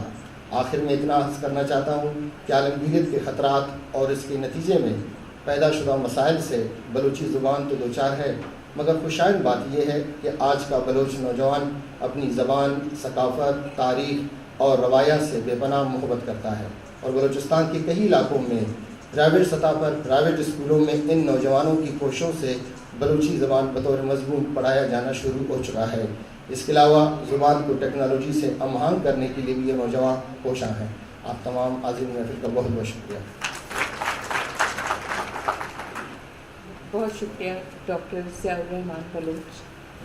ہاणे मां गुज़ारिश कंदसि डॉक्टर साजिदा परवीन साहिबा खे त हू हिते अचनि. असांजी नौजवान मुहक़िक़ स्कॉलर ऐं पंहिंजे शोबे में तमामु घणी महिनत कई अथनि ऐं इहा ख़ुशी जी ॻाल्हि आहे त असांजूं भेनरूं बि ईअं ई अॻिते वधनि पियूं. महिरबानी अली शबनम विसारण लाइ. नहायत क़ाबिल एहतराम डॉक्टर फहमीदा हुसैन, अदायाज़ गुल, मोहतरम मदद अली सिंधी साहब, डॉक्टर गफूर मेमर, अब्दुल्ला जान आबिद साहब, जमील अहमद पाल साहब ऐं हाल में वेठल हाज़रीन, अस्सलाम वालेकुम. आख़िर में ॻाल्हाइण जो नुक़सानु थोरो इहो थींदो आहे त ॻाल्हाइण लाइ कुझु कोन बचंदो आहे. तक़रीबन ॻाल्हियूं थी चुकियूं हूंदियूं आहिनि. बहरहाल 21वीं सदीअ जे जंहिं नज़रिए सॼी दुनिया में वॾे पैमाने ते इनकलाब बर्पा कयो आहे, उहो आहे जदीदियत पुॼाणा जो फ़िक्र. ग्लोबलाइज़ेशन या आलमगीरियत इन ई फ़िक्र जो मंतक़ी नतीजो आहे. आलमगीरियत हिकु घणो रुखो मज़हर आहे जंहिंजी मुख़्तलिफ़ तरीक़नि सां वज़ाहत कई वञे थी. मुआशियात जा माहिर इन जे माशी रुख खे अहमियत ॾींदे आलमी मईशत जे असरनि, फ़ाइदनि ऐं नुक़साननि ते वीचारनि था. पॉलिटिकल साइंस इन जे सियासी पहलुअनि जो तफ़सीली जाइज़ो वठंदे आलमी सियासत जी साख़्त जो तज़कियो पेश करे थी. जदीद साइंस आलमगीरियत जे सभ खां अहम अंसर जदीद टेक्नोलॉजी ऐं उन जी मुख़्तलिफ़ सूरतुनि जहिड़ोकि IT इनकलाब जे समूरनि ज़रियनि कम्युनिकेशन ऐं ट्रांसपोर्टेशन जे तेज़ तरीन ऐं निहायत जदीद सहूलतुनि खे इंसान ज़ात जी हिन वक़्त ताईं कयल सभ खां वॾी कामयाबी तसवुरु करे थी। जॾहिं त आलमगीरियत जो हिकु अहम रुख़ आलमी सक़ाफ़त जी ॼम पिणु आहे, जेका सौ सिधो समूरी दुनिया जी नंढियुनि मक़ामी सक़ाफ़तुनि ऐं ॿोलियुनि ते असरअंदाज़ थी रही आहे। इहे समूरा आलमगीरियत जा गुनागो पहलू आहिनि। आलमगीरियत जे इन जदीद तसवुर सबबि अॼु जी दुनिया खे age of information and technology या मालूमात जो दौरु सॾियो वञे थो, जंहिं सॼी दुनिया खे तस्वीर करे हिकु नंढड़े ॻोठड़े में तब्दील करे छॾियो आहे, जंहिं तसवुर सॼी दुनिया जे माण्हुनि खे हिकु प्लेटफॉर्म ते गॾु करे हर क़िस्म जी रुकावटुनि, फ़ासिलनि, वेछनि ऐं सरहदुनि खां आज़ादु करे माज़ीअ जी भेट में हिक ॿिए जे तमामु घणो वेझो आणे छॾियो आहे। आलमगीरियत जे असर सबबि अॼु जी दुनिया हिकु वॾी आलमी मंडीअ में तब्दील थी चुकी आहे ऐं सॼी ज़िंदगीअ जो वहिंवार कारोबार बणाए छॾियो अथाईं। अफ़सोस जहिड़ी ॻाल्हि आहे त असां जहिड़ा टीं दुनिया जा तरक़ी पज़ीर मुल्क पंहिंजी बर्बादीअ ते जशन था मल्हायूं त असां वॾी तरक़ी कई आहे, जॾहिं त हक़ीक़त इहा आहे त असांजो इन तरक़ीअ में को भाङो कोन्हे। असां त फ़क़ति इन तरक़ी याफ़्ता दौर जी क़ुवतुनि जा कंज़्यूमर आहियूं। बहरहाल हिन वक़्तु आउं पंहिंजे मौज़ूअ जी वज़ाहत लाइ ग्लोबलाइज़ेशन जे फ़क़ति आलमी सक़ाफ़त वारे अंसर ते रोशनी विझणु चाहियां थी। ॾिठो वञे त जदीदियत पुॼाणा फ़िकिर ग्लोबलाइज़ेशन खे हथियार बणाईंदे आलमी सक़ाफ़त जी ॻाल्हि करे थो। आलमी सक़ाफ़त मां मुराद मग़रबी क़ुवतुनि जो सॼी दुनिया में फहिलायल हिकु मख़सूस यक मुहांडे कल्चर आहे, जंहिंखे हथरादू हथी वठाईंदे हरू भरू माण्हूअ जी ज़रूरत बणाइणु आहे। इहो आलमी कल्चर दुनिया जे माण्हुनि जी मक़ामी सक़ाफ़तुनि, क़दरनि, ॿोलियुनि, तहज़ीब, रीतुनि रस्मुनि, उथण वेहण जे तौर तरीक़नि खे मुतासिर कंदे इन्हनि जी अहमियत ऐं हैसियत खे घटाइण जी मग़रबी साज़िश आहे, जंहिंमें मक़ामी सक़ाफ़तुनि ऐं ॿोलियुनि ख़िलाफ़ माण्हुनि जे ज़हननि में नफ़्सियाती अहसास कमतरी पैदा कई वञे थी ऐं रद्द अमल तौरु माण्हू अहसास बरतरी खे ज़ाहिर करण ख़ातिर निहायत शौक़ सां आलमी सक़ाफ़त में तेज़ीअ सां जुड़ी रहियो आहे। तव्हां थोरो गौर करियो, अॼु सॼी दुनिया में माण्हू लोकल जे बजाए ब्रांडेड ऐं महांगनि कपिड़नि पाइण खे पंहिंजो स्टेटस सम्झे थो। इम्पोर्टेड गाॾियूं, मोबाइल फ़ोन, लैपटॉप, ज़ेवर ऐं कॉस्मेटिक्स जो महीने में लखें रुपयनि जो सामान इस्तेमालु करे थो। मैकडोनल्ड ऐं KFC जो 1000 रुपए जो बर्गर ॾाढे शौक़ सां खाए थो। मोकलूं गुज़ारण लाइ ॿार डिज़नीलैंड या दुबई घुमाइण खां घटि जी फरमाइश ते राज़ी नथा थियनि। मग़रबी मीडिया, फेसबुक, व्हाट्सएप, ट्विटर खां बग़ैर असांजी ज़िंदगी अधूरी आहे। माइकल जैक्सन ऐं मैडोना जे गाननि खे असां भले न सम्झूं, पर असां ॾेखारींदा आहियूं त असां इन्हनि जा दीवाना आहियूं। अंग्रेज़ी ॿोली बैन अल-अक़वामी ॿोली ऐं सॼी दुनिया सां राब्ते जी ॿोली बणिजी चुकी आहे। असां फ़ख़ुर सां माण्हुनि खे ॿुधाईंदा आहियूं त असांजो ॿारु अंग्रेज़ी मीडियम स्कूल में पढ़े थो ऐं निहायत सुठी अंग्रेज़ी ॻाल्हाए थो। छा तव्हां ॼाणो था त दुनिया जे फ़क़ति 3.5% माण्हुनि जी मादिरी ॿोली अंग्रेज़ी आहे, जॾहिं त 7.8% माण्हू अंग्रेज़ी ॿोली सेकेंड लैंग्वेज तौरु हिन वक़्तु इस्तेमालु कनि था। जेतोणीकि जदीदियत पुॼाणा फ़िकिर बैन अल-अक़वामियत ऐं आलमी सक़ाफ़त सां गॾोगॾु मक़ामी ऐं लोकल सक़ाफ़तुनि ऐं ॿोलियुनि जी हिमायत पिणु करे थो, पर उन्हीअ जे बावजूदु आलमगीरियत जी बोर्ड एॾे वॾे पैमाने ते तबाही फैलाइण जी ताक़त रखे थी, जंहिंमें तव्हां ॾिसंदो त हिकु ॾींहुं अहिड़ो बि ईंदो जॾहिं सभिनी मक़ामी सक़ाफ़तुनि ऐं ॿोलियुनि खे इन मख़सूस यूरोपी आलमी सक़ाफ़त में ज़म थियणो पवंदो ऐं सॼी दुनिया जी ॿोली पिणु अंग्रेज़ी हूंदी, जॾहिं त मक़ामी ॿोलियूं फ़क़ति घरनि ऐं कम्यूनिटियुनि ताईं महदूद थी वेंदियूं। इहो आहे आलमगीरियत जो उहो चैलेंज जंहिं क़ौमुनि जी सुञाणप, सक़ाफ़त ऐं ॿोलियुनि जी बका खे ख़तरे में विझी छॾियो आहे। गुज़िरियल कुझु ॾहाकनि खां इन ख़तरे खे महसूसु कंदे मक़ामी क़ौमुनि में मादिरी ॿोलियुनि, सक़ाफ़त ऐं पंहिंजे तशख़ुस खे मञराइण जो अहसासु जाॻियो आहे। असांजी सिंधी ॿोली पिणु इन ट्रांज़िशनल दौर मां गुज़री रही आहे, जंहिंखे केतिरनि ई मसइलनि खे मुंहुं ॾियणो पइजी रहियो आहे। तमामु घणनि मसइलनि ते नूर अहमद जिंजी साहिबु निहायत तफ़सील सां ॻाल्हाए विया आहिनि, इन करे आउं रिपीटेशन कोन कंदसि, जल्दी उन्हनि खे रिव्यू जे तौर ते पेश कंदसि। सभ खां पहिरियों मसइलो सिंधी ॿोलीअ जे हवाले खां हुकूमती सतह ते असांखे का बि पॉलिसी नज़र नथी अचे। असां ॾिसूं था त पाकिस्तान जी जेका क़ौमी ॿोली आहे उहा उर्दू ॿोली आहे, पर फ़क़ति 8% माण्हू उर्दू ॿोली ॻाल्हाइनि था। पाकिस्तान जे अंदरि 8% माण्हुनि जी ॿोली उर्दू आहे। जॾहिं त बाक़ी जेके बि सूबाई ज़बानूं आहिनि या ॿियूं मुख़्तलिफ़ ज़बानूं आहिनि उन्हनि जी अक्सरियत तमामु घणी आहे ऐं इन हवाले खां थियणी ई घुरिजे। असां घणो परे नथा वञूं, हिंदुस्तान जो मिसाल वठूं था। हिंदुस्तान जे अंदरि टोटल 1652 ॿोलियूं ॻाल्हायूं वञनि थियूं ऐं 1967 जे आइन जे मुताबिक़ हिंदुस्तान में ॿोलियुनि जे हवाले खां इन मौज़ूअ जी हसासियत खे महसूसु कंदे उतां जी हुकूमत तक़रीबन 22 ॿोलियुनि खे क़ौमी ॿोलीअ जो दर्जो ॾिनो, जंहिंमें हिंदी, आसामी, संस्कृत, बंगाली, गुजराती, सिंधी ऐं कश्मीरी ॿोलियूं वग़ैरह शामिल आहिनि। सिंधी पाकिस्तान जे अंदरि बि इहो थियणु घुरिजे त जेके बि सूबाई ॿोलियूं आहिनि, जेके अहम ॿोलियूं आहिनि पाकिस्तान में ॻाल्हायूं वञनि थियूं, उन्हनि सभिनीनि खे क़ौमी ॿोलीअ जो दर्जो ॾिनो वञे।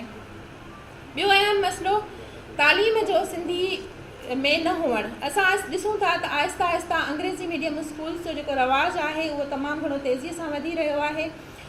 सिंधी मीडियम स्कूल तेज़ीअ सां ख़तमु थी रहिया आहिनि ऐं कराची जो मिसाल हिते कोट कंदसि त साल 2000 ताईं कराचीअ में चंद अंगरनि ते ॻणण जेतिरा बहितरीनु सिंधी मीडियम स्कूल मौजूदु हुआ, जिन मां आउं ख़ुदि पाण बि पढ़ी आई आहियां। पर हिन वक़्तु आउं सिर्फ़ु पंहिंजे इलाइक़े जी डेटा हिते शेयर कंदसि त जंहिं इलाइक़े में आउं रहां थी उते हिकु बि सुठो सिंधी मीडियम स्कूल कोन्हे को।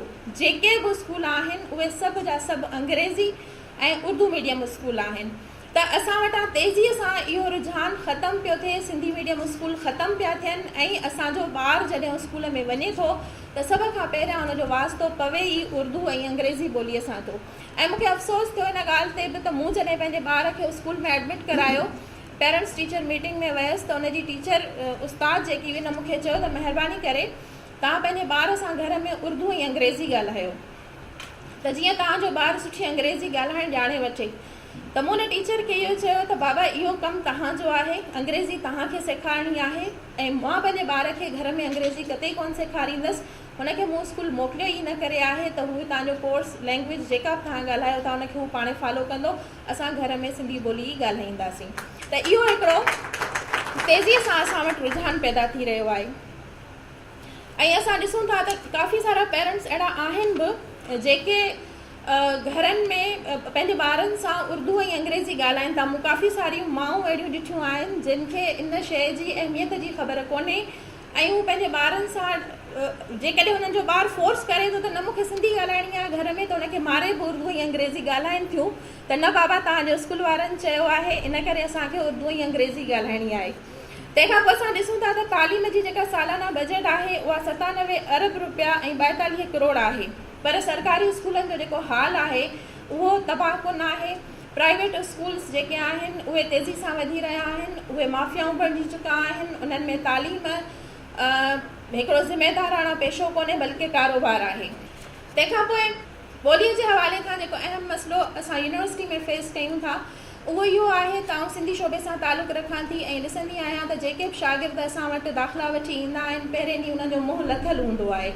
पुछियो वेंदो आहे त बाबा छा मसइलो आहे त हू चवंदा आहिनि त सॼी यूनिवर्सिटी में असांजी किथे बि एडमिशन कोन थी, इन करे असां मजबूरनि असांखे सिंधी शोबे में दाख़िला मिली आहे। हाणे दिलि सां असां पढ़णु नथा चाहियूं पर को ऑप्शन कोन्हे, इन करे असां अची विया आहियूं। त इहो जेको असां वटि रवैयो आहे पंहिंजी ॿोलीअ जे हवाले खां नौजवान नसल में, इनखे तब्दील करण जी सख़्तु ज़रूरत आहे। असां पंहिंजे नौजवान खे हिमथायूं, हुनखे ॿुधायूं त छो ऐं छाजे लाइ तव्हांजी जेका ॿोली आहे उहा तव्हांजे लाइ अहम आहे।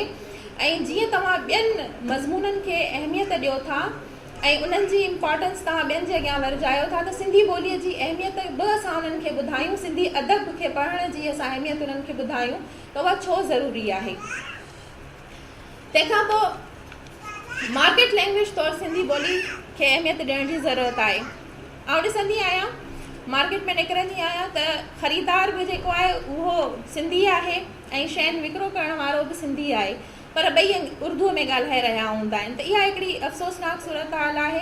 असांखे घुरिजे त असां हिन सूरत हाल खे तब्दील कयूं ऐं वधि खां वधि सिंधी ॿोलीअ जो जेको वाइपो आहे उहो असां इस्तेमालु कयूं ऐं इनखे असां इंकरेज कयूं। तंहिंखां पोइ ॿोलीअ जो जेको निजपणो आहे उहो ख़तमु थी रहियो आहे। ख़ासि तौर सां अर्बनाइज़ेशन में, शहरी इलाइक़नि में असां ॾिसूं था त असांजो जेको नौजवान नस्ल आहे उहो जेका सिंधी ॻाल्हाए रहियो आहे उहा उर्दू ऐं अंग्रेज़ी ज़दा आहे। घणो करे उन में उर्दू ऐं अंग्रेज़ी जा जेके लफ़्ज़ आहिनि उहे शामिल आहिनि ऐं उन खां अलावा उचार लफ़्ज़नि जो जेके उचार आहिनि उहे बि ग़लति उचारिया वञनि था ऐं जंहिंजे करे लॻे ई कोन थो त ॿोली जेकी आहे उहा सिंधी पई ॻाल्हाई वञे बल्कि उर्दू ज़दा ॿोली लॻंदी आहे। मीडिया जे ज़रिए ॿोलीअ में तमामु घणो बिगाड़ थी रहियो आहे।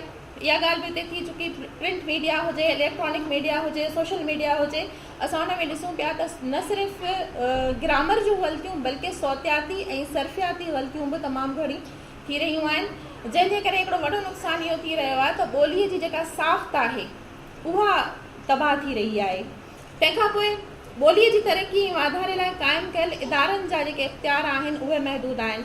डॉक्टर साहब सां गुज़िरियल ॾींहंनि में मुंहिंजी ॻाल्हि पई थी ऐं मूं पंहिंजी नंढड़ीअ जे स्कूल जे हवाले खां बि उन्हनि सां ॻाल्हि कई त हुते असांखे मना कयो थो वञे त तव्हांखे सिंधी नाहे ॻाल्हाइणी, सो तव्हांजो ॿोलीअ जो इदारो आहे, ॿोलीअ ते कमु करे थो, त तव्हां महिरबानी करे इन्हनि सां ख़तो किताबत कयो ऐं इन्हनि खे तव्हां इन ॻाल्हि ते एग्री कयो त हू जेके हिकिड़ी वॾी कम्यूनिटी आहे सिंधी ॿारनि जी इन स्कूल में ऐं उते जेकी टीचर आहे जेका ॿारनि खे पढ़ाए थी उहा सिंधी ॻाल्हाए। त मूंखे अफ़सोस थियो इहो ॿुधी त डॉक्टर साहब जेका ॻाल्हि कोट कई त असां सिर्फ़ु ख़तो किताबत करे सघूं था पर असां वटि कानूनी कार्रवाई करण जो को बि राइट कोन्हे को, मतिलबु असां कंहिंखे मजबूर नथा करे सघूं त तव्हां सिंधी पढ़ायो, सिर्फ़ु ख़तो किताबत करे सघूं था। त आउं चाहियां थी त हीअ जेके इदारा ॿोलीअ जे हवाले खां हिते कमु कनि पिया, सिंधी अदबी बोर्ड आहे, सिंधी लैंग्वेज अथॉरिटी आहे या सिंधियोलॉजी आहे, त इन्हनि खे उहे इख़्तियार ॾिना वञनि जिन जे तहत ही सिंधी ॿोलीअ जे बका ऐं बचाव में पंहिंजो हिकिड़ो मस्बत किरदारु अदा करे सघनि। बहरहाल कुझु ॿियूं शयूं आहिनि पर उन्हनि खे रिपीट नथी कयां। मजबूरी तौर सां हिन वक़्तु सिंधी ॿोलीअ खे केतिरनि ई मसइलनि खे मुंहुं ॾियणो पइजी रहियो आहे, पर सिंधी ॿोलीअ जी ख़ुशकिस्मती इहा आहे त इहा 5000 साल क़दीम तारीख़ी पस मंज़र रखे थी। इनखे पंहिंजो स्क्रिप्ट ऐं शानदार अदबी विरसो बि आहे। सॼी दुनिया में हिन वक़्तु 4 करोड़ जे लॻभॻि सिंधी कम्यूनिटी मौजूदु आहे, जेका ख़ुशीअ जहिड़ी ॻाल्हि आहे, हिकिड़ो सुठो तादादु आहे। केतिरनि मसइलनि जे बावजूदि सिंधी ॿोली पंहिंजी बका जी जंग मुख़्तलिफ़ मुहाज़नि तां विढ़ंदी रहंदी। ज़रूरत इन ॻाल्हि जी आहे त असां पंहिंजी ॿोली, सक़ाफ़त ऐं क़दरनि खे पूरी ज़िमेदारीअ सां नौजवान नसल में मुंतक़िल कयूं, छाकाणि त इहे ई सुभाणे जो आईंदो आहिनि ऐं ॿोलीअ जो सिलसिलो ऐं तसलसुल सक़ाफ़त इन्हनि ज़रिए ई पंहिंजो सफ़र जारी रखंदी। महिरबानी। महिरबानी डॉक्टर साजिदा, तव्हां इंतिहाई ख़ूबसूरती सां ऐं वक़्त खे साम्हूं रखंदे जहिड़े नमूने पंहिंजो मक़ालो सहेड़ियो, उहा वाक़ई क़ाबिल तारीफ़ ॻाल्हि आहे। असां जॾहिं ॿोलियुनि जी ॻाल्हि था कयूं त हाणे कुझु ॾींहं अॻु अख़बार में मां पढ़ियो जंहिंमें का ख़बर ई लिखियलु हो, कुकड़ जो जूस, मुर्गी का जूस नहीं होता, कुकड़ जो जूस लिखियलु हो। इहो हाल आहे सॼे अख़बारनि में जेका ॿोली इस्तेमालु कई वञे थी। ॿियो वरी ग्रेजुएशन लेवल ते ॿ किताब हाणे नवां आया आहिनि, काफ़ी वक़्तु थियो आहे, 4-5 साल थिया आहिनि जेके असां पढ़ायूं था कॉलेजिस में। उन में हिकु किताब जंहिंमें मज़मून आहिनि, उन में 2 कहाणियूं आहिनि। हिकु कहाणी नसीम खरल जी आहे जेका डॉक्टर आसिफ़ फ़रही तर्जुमो कई आहे। ॿी कहाणी जमाल अब्दो जी आहे, पीराणी। मूंखे ॾाढी ख़ुशी थी वई, कराची जे कॉलेज में पढ़ाईंदड़ पंहिंजे सहेली खे मां इहा ॻाल्हि ॿुधाई त चवणु लॻी त असां वटि त इहे 2 कहाणियूं न आहिनि। मूंखे वरी थोरो तजुब थियो त इहो कीअं। पोइ जॾहिं मां कराची वियसि, मूं खेसि चयो त इहो किताबु मूंखे ॾेखार। जॾहिं हुन मूंखे किताबु ॾेखारियो त मूं ॾिठो त कराची जे कोर्स मां इहे 2 कहाणियूं कढियूं वयूं आहिनि ऐं 2 अंग्रेज़ी राइटर्स जूं कहाणियूं शामिल आहिनि। इहो ॾिसी मूंखे ॾाढो दुख बि थियो, हैरत बि थी। मूं चयो त कराची जा ॿार सिंधी राइटर्स जी कहाणियुनि खे छो नथा पढ़ी सघनि। ही 2 कहाणियूं आलमी लेवल जूं कहाणियूं आहिनि, पर बहरहाल अहिड़ा रोज़मर्रा ज़िंदगी में केतिरा अहिड़ा वाक़िआ आहिनि, केतिरियूं अहिड़ियूं ॻाल्हियूं असांजे साम्हूं ईंदियूं रहनि थियूं जिन में किथे न किथे दुख जो बि अहसासु असांखे महसूसु थिए थो। ॾिठो वञे त समूरियूं ॿोलियूं ख़ूबसूरत आहिनि ऐं समूरो जेको पाकिस्तान जो अदब आहे उहो अहमियत जो हामिल आहे। त इहो हिकु ख़ूबसूरत ख़िते जे ख़ूबसूरत ॿोलियुनि जे नुमाइंदा अदीबनि जे ॿोलियुनि खे कढी करे ऐं वरी अंग्रेज़ी में, त इन मां असां ॾिसूं पिया त अंग्रेज़ी अदब कीअं आहिस्ता आहिस्ता छाईंदो थो वञे ऐं असांजी ॿोलियुनि ते कीअं इन अदब जी या अंग्रेज़ी ज़बान जी अजारादारी क़ाइमु थी चुकी आहे। जीअं त थोरी देरि अॻु में मूं हिकु शेर पढ़ियो त रोज़ु मिलंदा रहूं त बहितर आहे, फ़ासिला फ़ासिला वधाइनि था। इहे सबबु आहे त असांजे चेयरमैन अब्दुल गफूर साहब हमेशह कोशिशि कनि था त पाकिस्तान जा जेके सान्य वंदन अचनि ऐं असां इहे महसूसु न कयूं त असांजे विच में के फ़ासिला आहिनि। त मां गुज़ारिश कंदसि अयाज़ गुल साहब खे हिते अचनि ऐं पंहिंजे ख़्यालनि जो इज़हार कनि। वॾी महिरबानी मैडम शबनम गुल। मानायती साईं डॉक्टर फहमीदा हुसैन साहिबा, साईं मदद अली सिंधी, साईं नूर अहमद जंजी, मैडम साइदा परवीन, साईं जमील अहमद पाल, साईं अब्दुल्ला जान आबिद साहब, ॿाहिरां खां आयल असांजा मुअज़्ज़िज़ महिमान डॉक्टर हाकिम बुलड़ो, ज़िया बलोच साहब, मैडम सादिया, जावेद चांडियो साहब शायदि अञा हिते कोन पहुतो आहे, साईं कलंदर अली शाह रकियारी साहब, इदरीस यूसुफ सिंधी ऐं ॿिया मानायता दोस्तो। छा त माज़ी हो सदियूं अॻु सिंध जो, छा त माज़ी हो सदियूं अॻु सिंध जो, छा सदियूं रहिबो इन ई अरमान में, ऐं अहिड़ो कहिड़ो ॾोहो आहे सिंधी हुजणु, सिंध थी ॾियणी पवे तावान में। ॿोलीअ जे हवाले सां ॿोलीअ खे पेश ईंदड़, मादरी ॿोलियुनि खे पेश ईंदड़ ॾुखियाईनि जे हवाले सां असीं गॾु थिया आहियूं त पंहिंजे पंहिंजनि तकलीफ़ुनि, सूरनि, अहंजनि ऐं मसइलनि खे हिक ॿिए सां शेयर कयूं ऐं उन्हनि जी बहितरीअ लाइ का राह तलाश करे सघूं। कल्ह खां वठी करे खोड़ कम जूं ॻाल्हियूं थियूं आहिनि, खोड़ तमामु सुठा मकाला पेश कया विया। अब्दुल्ला जान साहब पछतो अदब ऐं पछतो ॿोलीअ जे हवाले सां ॻाल्हायो, जमील अहमद पाल साहब पंजाबी ॿोलीअ जे हवाले सां ॻाल्हायो, असांजनि दोस्तनि सिंधी ॿोलीअ जे हवाले सां ॻाल्हायो। लाज़मी तौर ते असीं सिंधी ॿोलीअ जा नुमाइंदा आहियूं ऐं उन हवाले सां पंहिंजनि मसइलनि खे अव्हां जे साम्हूं पेश करण जी कोशिशि कयूं पिया। मुंहिंजो नंढड़ो ज़हन आहे, मां नंढड़ो माण्हू आहियां।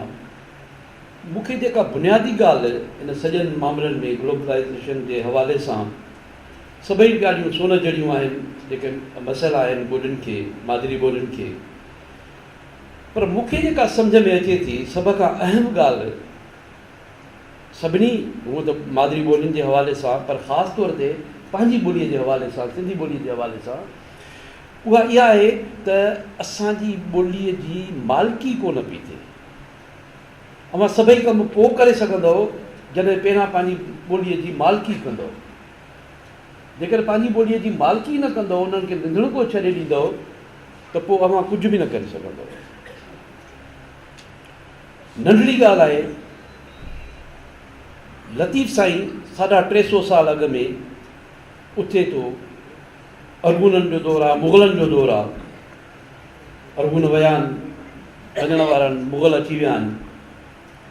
फ़ारसी ॿोली सरकारी ज़बान आहे, मुहावरो आहे फ़ारसी घोड़े चाढ़सी, माना जेको फ़ारसी ॻाल्हाईंदो उनखे मनसब मिलंदा, उनखे मराहतूं मिलंदियूं, उन्हनि खे जागीरूं मिलंदियूं, उन्हनि खे सरकारी ऐवाननि में इज़त ऐं एतिराम मिलंदो।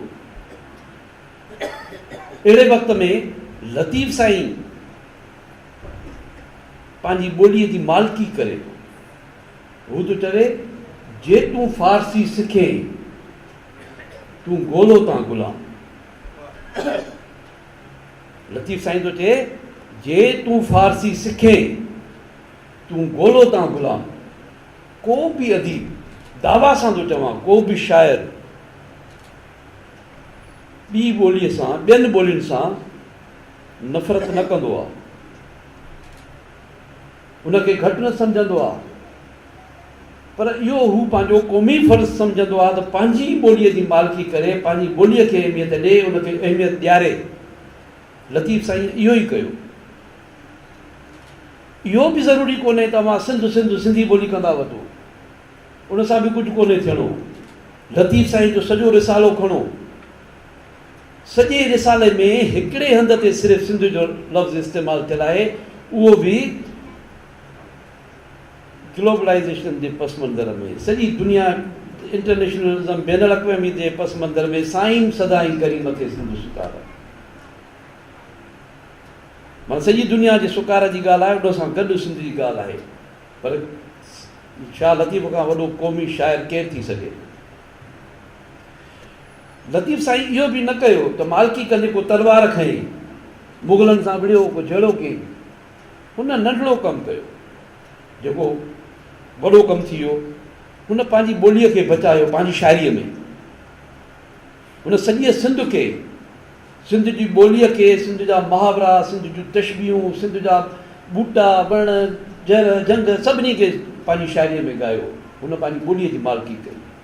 हू जेकर ईअं न करे हा त सिंधी ॿोली शायदि फ़ारसीअ जे ग़लबे हेठि अची उन टाइम में ख़तमु थी वञे हा, या उहा हैसियत विञाए चुकी हुजे हा जेका हींअर हुनखे नसीबु थियल आहे। हाणे सुवालु इहो पैदा थियो त जेकॾहिं शाह लतीफ़ हिकिड़ो माण्हू, हिकिड़ो सुजाग ज़हन माण्हू, हिकिड़ो वॾो आलिम मुदब्बिर, 350-400 सालनि ताईं हिकिड़ो माण्हू पंहिंजी ॿोलीअ खे बचाए सघे थो, त अव्हां सभई जेकॾहिं पंहिंजी ॿोलीअ जी मालकी कयो त केतिरा सदियूं हुनखे बचाए सघंदो। ॻाल्हि इहा आहे त बुनियादी शइ जेका आहे उहा आहे पंहिंजी ॿोलीअ जी मालकी करणु। तव्हां इदारा ठाहियो, तव्हां जदीद दौर में जेके ज़रूरतूं आहिनि उन्हनि जो पूराओ कयो, उन जी डोड़ में शामिलु थियो, ज़रूरु थियो, उन खां सवाइ कमु न हलंदो।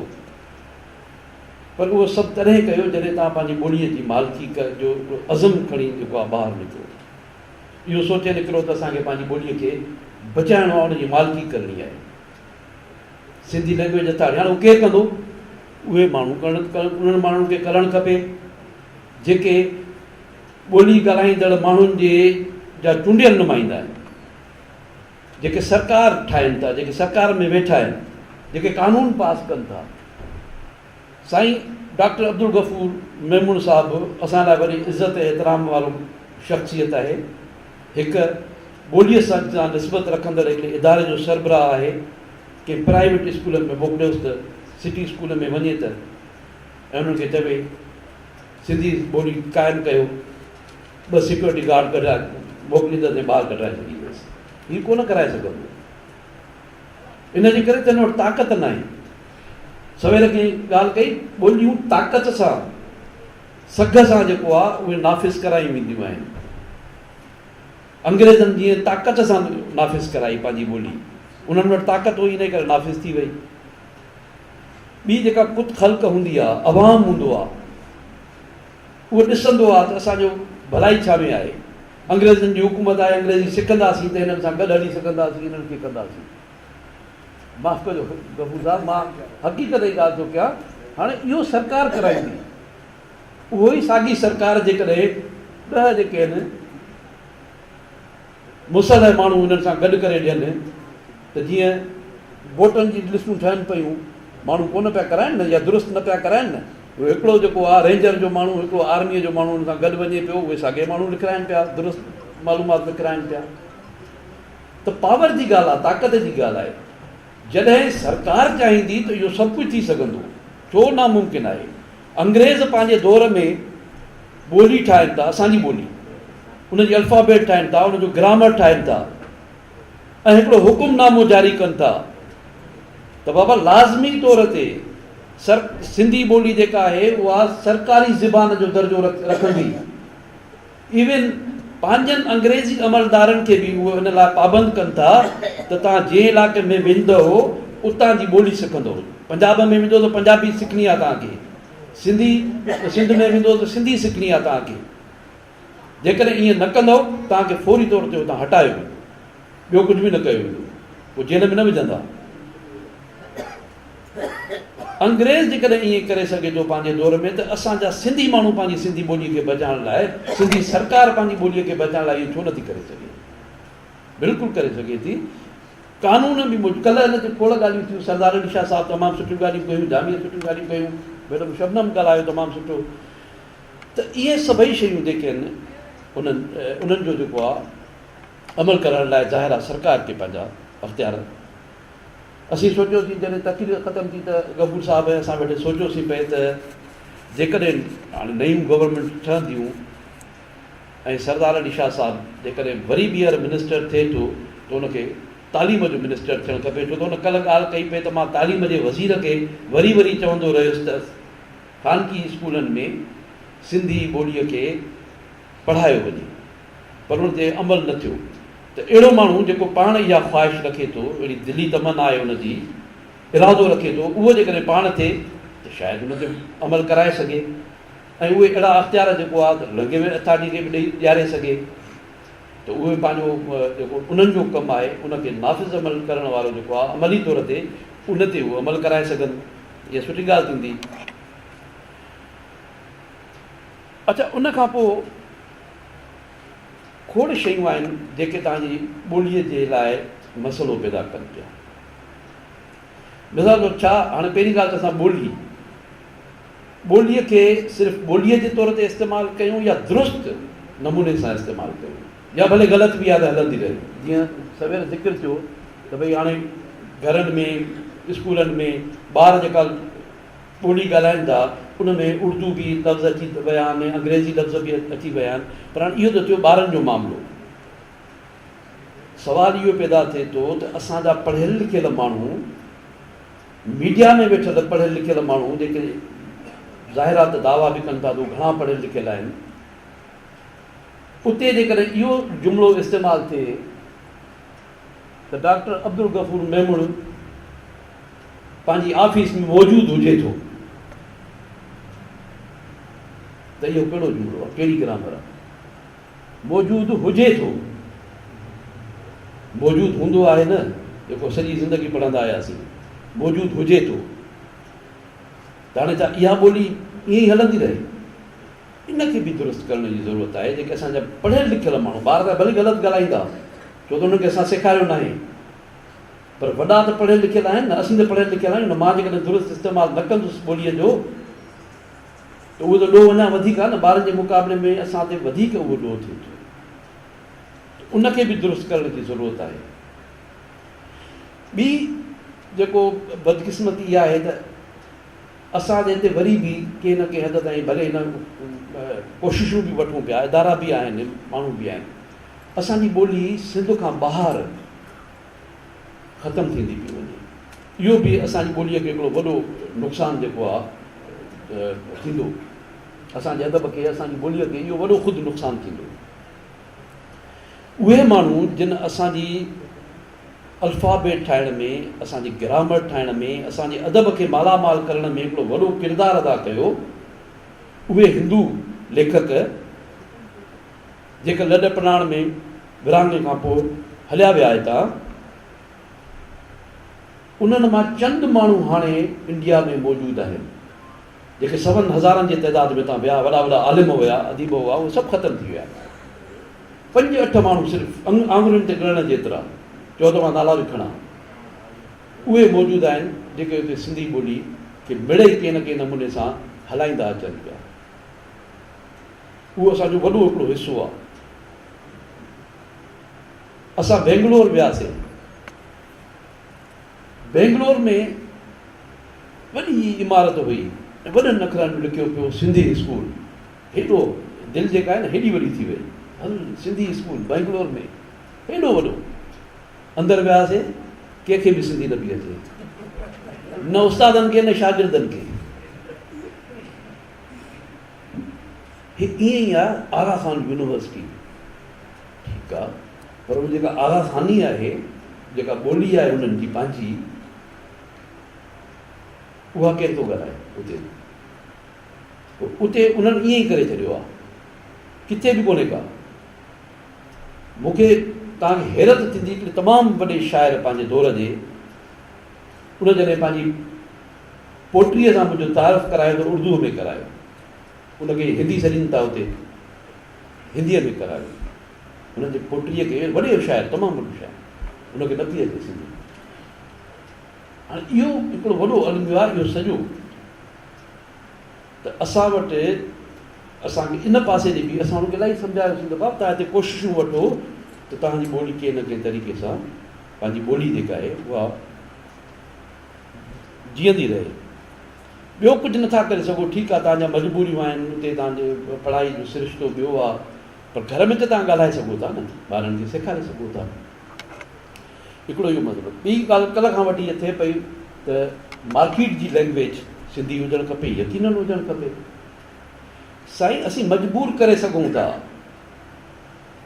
तव्हां ॾिसो न, ठीकु आहे, असां वटि कानून, असां वटि को हथियार कोन्हनि के, असां वटि फ़ौज जा कोई कोन्हे को, कानून नाफ़िज़ करण वारा जेके इदारा असांजा कोन्हनि के, जेके इहो कराइनि त ॿोलीअ खे बाबा लाज़मी तौर ते तव्हां सिंधी ॿोली ॻाल्हायो या सिंधी ॿोली लिखो।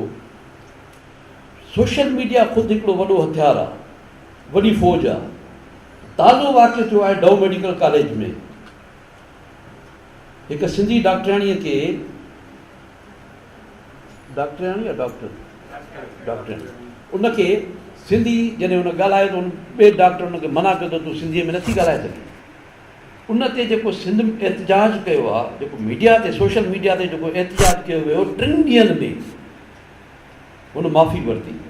अनवर मक़सूद उनयारे ॻाल्हायो, तव्हां ॾिठो त हेॾो वॾो आलम, हेॾी वॾी पुट, हेॾी वॾी हुनजी पस मंज़र जेको आहे सियासी पस मंज़र, मजबूर थी पियो। तव्हांजे मीडिया जे, तव्हां वटि हथियार आहे।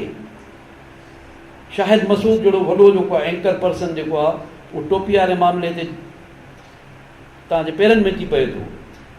छो नथा तव्हां हुननि खे कराए सघो? कराए सघूं था असीं। सुवालु सिर्फ़ु इहो आहे त पहिरियां असीं पाण दुरुस्त हुजूं। असां वटि हिकिड़ो रस्तो हुजे त हीउ रस्तो आहे।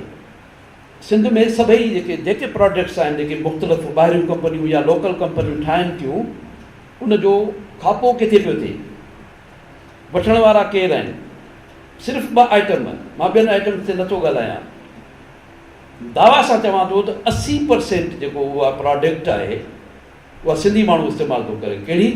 हिकु भाण, ॿियो चांहि ऐं भाण 2 अहिड़ा आइटम आहिनि जेके 80% सिंधी माण्हू उहो ख़रीद करे थो, ॿियो माण्हू नथो करे सिंध में। हाणे तव्हां उन्हनि खे छो नथा मजबूर करे सघो? तव्हां हिकिड़ो ॾींहुं सिर्फ़ु, जेकॾहिं असीं सभई सिंधी इहो सोशल मीडिया ते इन मामले खे खणूं ऐं सभिनी खे इन ते राज़ी कयूं त बाबा जेकॾहिं हीउ पंहिंजो इन ते सिंधीअ में नथा लिखनि, भले लिखनि, अंग्रेज़ी लिखनि, उर्दू लिखनि, फारसी लिखनि, जेको वणे लिखनि, पर सिंधी लिखनि। उन सां गॾु 1 यूनिट में तहरीक जॾहिं हलियूं, सिंध लिखणु, तव्हां ख़त ते लिखंदा आहियो न एड्रेस, हैदराबाद सिंध, तव्हां न लिखी सघंदा आहियो सिंध लिखी त ॾेखारियो। तहरीकूं हलियूं, स्टेशनुनि ते सिंधीअ में नाला न हूंदा, उहे हाणे तव्हांखे हर जाइ ते नज़र ईंदा। असीं सभु जेकॾहिं मुतहद थियूं, ॿोलीअ खे संभालण वारा, ॿोलीअ जी मालिकी करण वारा, त इहो सभु करे सघूं था। असां हुननि खे मजबूर कयूं हिकिड़ो ॾींहुं सिर्फ़ु, जेकॾहिं असां हुनजो बाइकाट कयूं हिननि आइटम्स जो, हिन प्रोडक्ट्स जो, ॾिसो त उहो कनि था या नथा कनि। हुननि खे असांजी ॿोलीअ सां दिलचस्पी कोन्हे, हुननि खे पंहिंजे फ़ाइदे सां दिलचस्पी आहे। उन्हनि खे ख़बर आहे त जेकॾहिं हिकिड़ो ॾींहुं बि बंदि थियो त असांजा अर्बन रुपयनि जो नुक़सानु थींदो, लखनि करोड़नि जो बि न, अर्बन रुपयनि जो हिकिड़े ॾींहं में। त इहे शयूं जेके आहिनि उहे असांखे हिन में करणियूं थी पवनि। उनमें असां साइन बोर्ड्स जेके आहिनि उनखे मजबूर करे सघूं था, दुकानदारनि खे मजबूर करे सघूं था। हर शहर में जेकॾहिं 10 माण्हुनि जो हिकिड़ो जथो ठाहिजे, पढ़ियल लिखियल, सुठे लहजे में ॻाल्हाइण वारा माण्हू, उहे हिकु दुकान ते वञनि, उनखे इहा ॻाल्हि सम्झाइण जी कोशिशि कनि। हिकु दफ़ो न सम्झंदा, 2 दफ़ा न सम्झंदा, 50% माण्हू सम्झी वेंदा, 100% न सम्झनि त न सम्झनि। असां उनखे मजबूर करे सघूं था पंहिंजा साइन बोर्ड सिंधीअ में लिखनि। इहे सभु उहे शयूं आहिनि जेके असांजी ॿोलीअ खे बचाए सघनि थियूं। तंहिंखां पोइ जेका मीडिया में जेका तकड़ी तेज़ीअ सां जेके तब्दीलियूं अचनि पियूं, तव्हां ॾिसो न, 2-3 साल अॻु में तव्हांखे ख़बर ई कोन हुई त मोबाइल भई को इन तरीक़े सां इस्तेमालु थींदो आहे। 10-12 साल अॻु में हिकिड़ी प्रोडक्ट आहे, उहा केॾी तेज़ीअ सां अची वई आहे जो हाणे तव्हां हीअं आङुरियूं हवा में करे ऐं उहो करे सघो था। त जेको ईंदड़ दौरु आहे उहो अञा वधीक तेज़ीअ सां तब्दील थींदो। असांखे सिर्फ़ु जेको आहे इन जेके कम्यूनिकेशन जा इहे तेज़ रफ़्तार ज़रिया आहिनि, न सिर्फ़ु इन्हनि खे सम्झणो आहे, पर उन्हनि सां पंहिंजी रफ़्तार खे बि तिखो रखिणो आहे।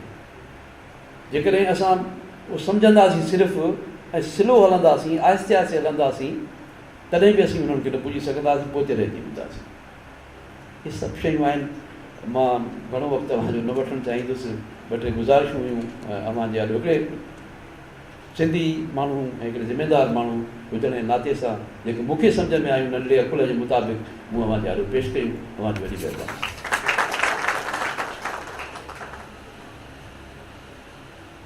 महिरबानी अयाज़ भाई साहब. मुनफरिद नसर नवीस ऐं शाइर मोहतरम मदद अली सिंधी साहिब भी अॼु असां सां गॾु आहिनि. इज़ती महिमान तौरु मां खेनि गुज़ारिश कंदसि त हिते अची पंहिंजे ख़्यालनि जो इज़हार कनि. ऐं कल्ह खां तक़रीरूं ॿुधां पियो, हींअर बि तमामु सुठियूं ॻाल्हियूं थियूं आहिनि ऐं इहे ॻाल्हियूं थियणु खपनि. इन लाइ मां सभ खां पहिरीं त डॉक्टर गफ़ूर साहब खे उन जे साथियुनि खे मुबारकबाद थो ॾियां, उनजे स्टाफ खे, त हुननि हिकु बहितरीनु 2 ॾींहंनि जो सेमिनार कयो आहे. हाणे हीउ जेको असीं मौज़ू आहे इहो ॾाढो अजीब मौज़ू आहे ऐं ॾाढो ज़बरदस्त मौज़ू बि आहे ऐं उन सूबे सां है, जनाब ये उस सूबे से है, सिंध से, जो पाकिस्तान का वाहिद सूबा है जो इन्फ्लक्स बर्दाश्त कर रहा है. आप देखें कि जो सूरत हाल सिंध के साथ है, न वो सूबा पख्तूनख्वा के साथ है, न वो बलूचिस्तान के साथ है और न पंजाब के साथ है. 1947 के बाद जो तब्दीली आई है पाकिस्तान बनने के बाद, तो आबादी का सबसे बड़ा जो हुआ वो सिंध में हुआ. आपको मैं बता दूं कि पार्टीशन से पहले यहाँ कराची में भी नाम जो है दुकानों पे सिंधी में लिखे होते थे, हर चीज़ सिंधी में होती थी.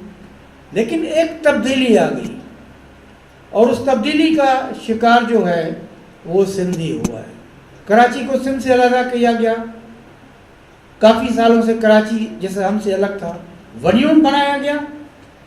जो भी साईं ने बात की, हैदराबाद सिंध नहीं लिखना था, हैदराबाद पाक लिखते थे. ऐसी सूरत हाल में सिंध के लोगों ने अपनी ज़बान के लिए, अपने वतन के लिए जो कुछ किया है वो काबिल तहसीन है. मैं कभी कभी सोचता हूँ कि ये अजीब देश है, एक अजीब देश है जो हज़ारों सालों से दुख बर्दाश्त करता आ रहा है. 1843 के बाद जब रिचर्ड ब्रिटन जैसे आलिम यहाँ आए, उसने सिंध की तहजीब देखी, ज़बान देखी, तो वो बेख्तियार कह उठा सिंध को, सिंध इज़ अनहैप्पी वैली. अब ये इस 3 जुमलों में एक बड़ी माना है. कल मैं पढ़ रहा था इब्न बतूता का सफ़रनामा, 750 साल पहले की बात है.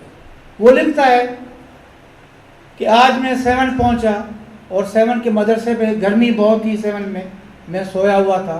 सुबह उठा तो मैंने देखा किले में 100 लोगों के सिर लटक रहे थे. शायद ये वही बागी थे जिन्होंने अपने वतन के लिए काम किया था. और उम्र का दौर देखिए, हर दौर में सिंध ने मसाइब बर्दाश्त किए हैं. मैं ये कहता हूँ कि अपने मखसूस जोग्राफी हालात की वजह से, मखसूस जोग्राफी सिचुएशन की वजह से सिंध हमेशा हमले आवारों का शिकार रही है. लेकिन पता नहीं कुदरत की कौन सी इनकी ताकत है कि ये बैरूनी हमलावरों के घोड़ों के संभों के पाँव के नीचे दबने के बाद भी फिर उठते हैं और फिर अपनी ज़बान को बचाते आ रहे हैं. अब इस वक्त भी हमारे पास चैलेंज है जनाब, आपको भी चैलेंज होंगे. लेकिन हमसे मसला ये है कि 1853 से लेकर यहाँ सिंधी ज़बान पढ़ाई जा रही थी. अब ज़माना तब्दील हो गया है. हमारे पास पहले चैलेंजेस हैं कि स्कूलों में नहीं पढ़ाया जाता. जनाब, स्कूलों में सिंधी लैंग्वेज नहीं पढ़वा सकेगी, ये रियासत पढ़ा सकेगी. यो रियासती हुकम है, यो सूबे जो हुकम है. असीं सूबाई हुकूमतें करियूं तो उहे पाबंद कनि उन्हनि स्कूलनि खे जिते सिंधी पढ़ाई वञे. नथी पढ़ाई वञे तो उनजो लाइसेंस कैंसिल कयो वञे. पर इहो लैंग्वेज अथॉरिटी कोन कमु करे सघंदी. लैंग्वेज अथॉरिटी पंहिंजे ॿोलीअ खे बचाइण लाइ कमु करे सघे। हाणे इहे केतिरियूं ॻाल्हियूं आहिनि, किथे ॻाल्हि थी आहे त सिंधी ज़बान घरनि में कोन थी ॻाल्हाई वञे। को वक़्तु हो डॉक्टर फहमीदा हुसैन हैदराबाद जी, आउं हैदराबाद जो आहियां, जो हैदराबाद जे घरनि में उर्दू ॻाल्हाई वेंदी, पर हाणे अहिड़ी ॻाल्हि कान्हे, सिंधी ॻाल्हाई वञे थी। हा, सिंधी पढ़ी नथा सघनि नौजवान, छाकाणि त जिन स्कूलनि में पढ़नि था उते सिंधी कोन थी पढ़ाई वञे। इन करे असांजा तव्हांजा ॿार जेको नओं नसुल आहे उहो सिंधी किताब नथो पढ़ी सघे। ऐं डॉक्टर नूर अहमद ॻाल्हि कई त ॿोली खे बचाइण ॻाल्हाइण बचाईंदो आहे। वाक़ई तव्हां ॾिसो त हाणे हिंदुस्तान जे सिंधियुनि जी ॻाल्हि थी त उहे हिंदी था ॻाल्हाइनि, छाकाणि त उन्हनि खे हिंदी उन्हनि जो समाजी कार्य में फ़ाइदो थी ॾे। पर तव्हां ॿाहिरनि मुल्कनि में वेंदव त हज़ारे सिंधी रहनि था उते, हिंदू, उहे सिंधी ॻाल्हाइनि था, पाण में ॻाल्हाइनि था।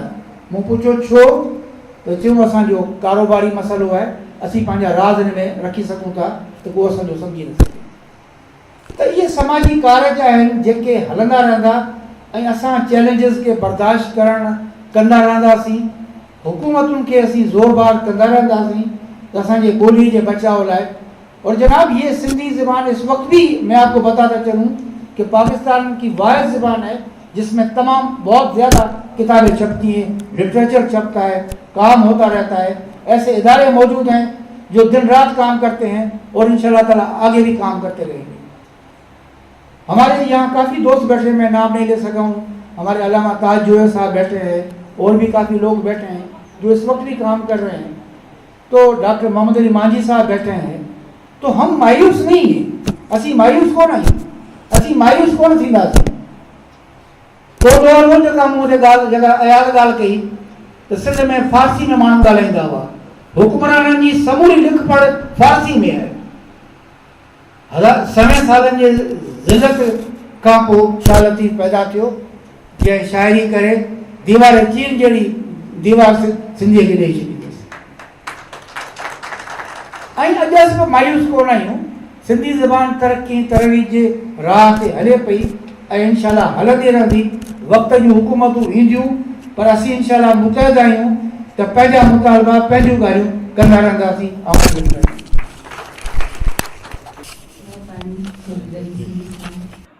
सामीन, मदद अली सिंधी साहब, डॉक्टर साजिदा परवीन, अयाज़ गुल, डॉक्टर ज़ियाउर रहमान बलोच, जमील अहमद तारिक, नूर अहमद जंजी ऐं ख़ुदि सिंधी अदब जे हवाले सां तमामु सुठी लेखकार शबनम गुल जूं अवां ॻाल्हियूं, तजवीज़ूं, रिथूं ऐं राया ख़ासि तौर ते मादरी ॿोलियुनि जे हवाले सां ॿुधा। असांखे उमेदु आहे त हीउ प्रोग्राम अव्हांखे पसंदि आयो हूंदो ऐं पंहिंजी पसंदीदगीअ जा जेके राया आहिनि उहे असां ताईं ज़रूरु पहुचाईंदा। जाफ़र मेमुण खे हैदराबाद मां इजाज़त ॾींदा ऐं ॿुधंदा रहंदा radio voice of Sindh London.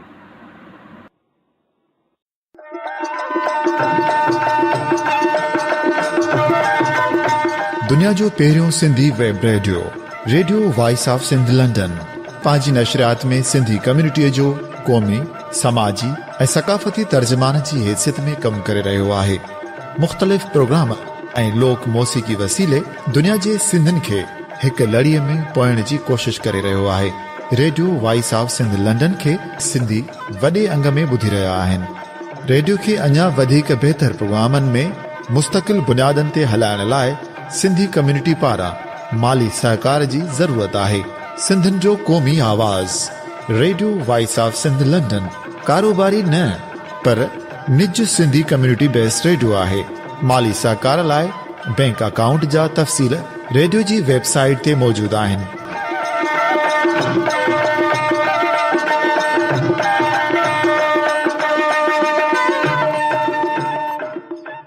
अवां जी समातुनि ताईं radio voice of Sindh London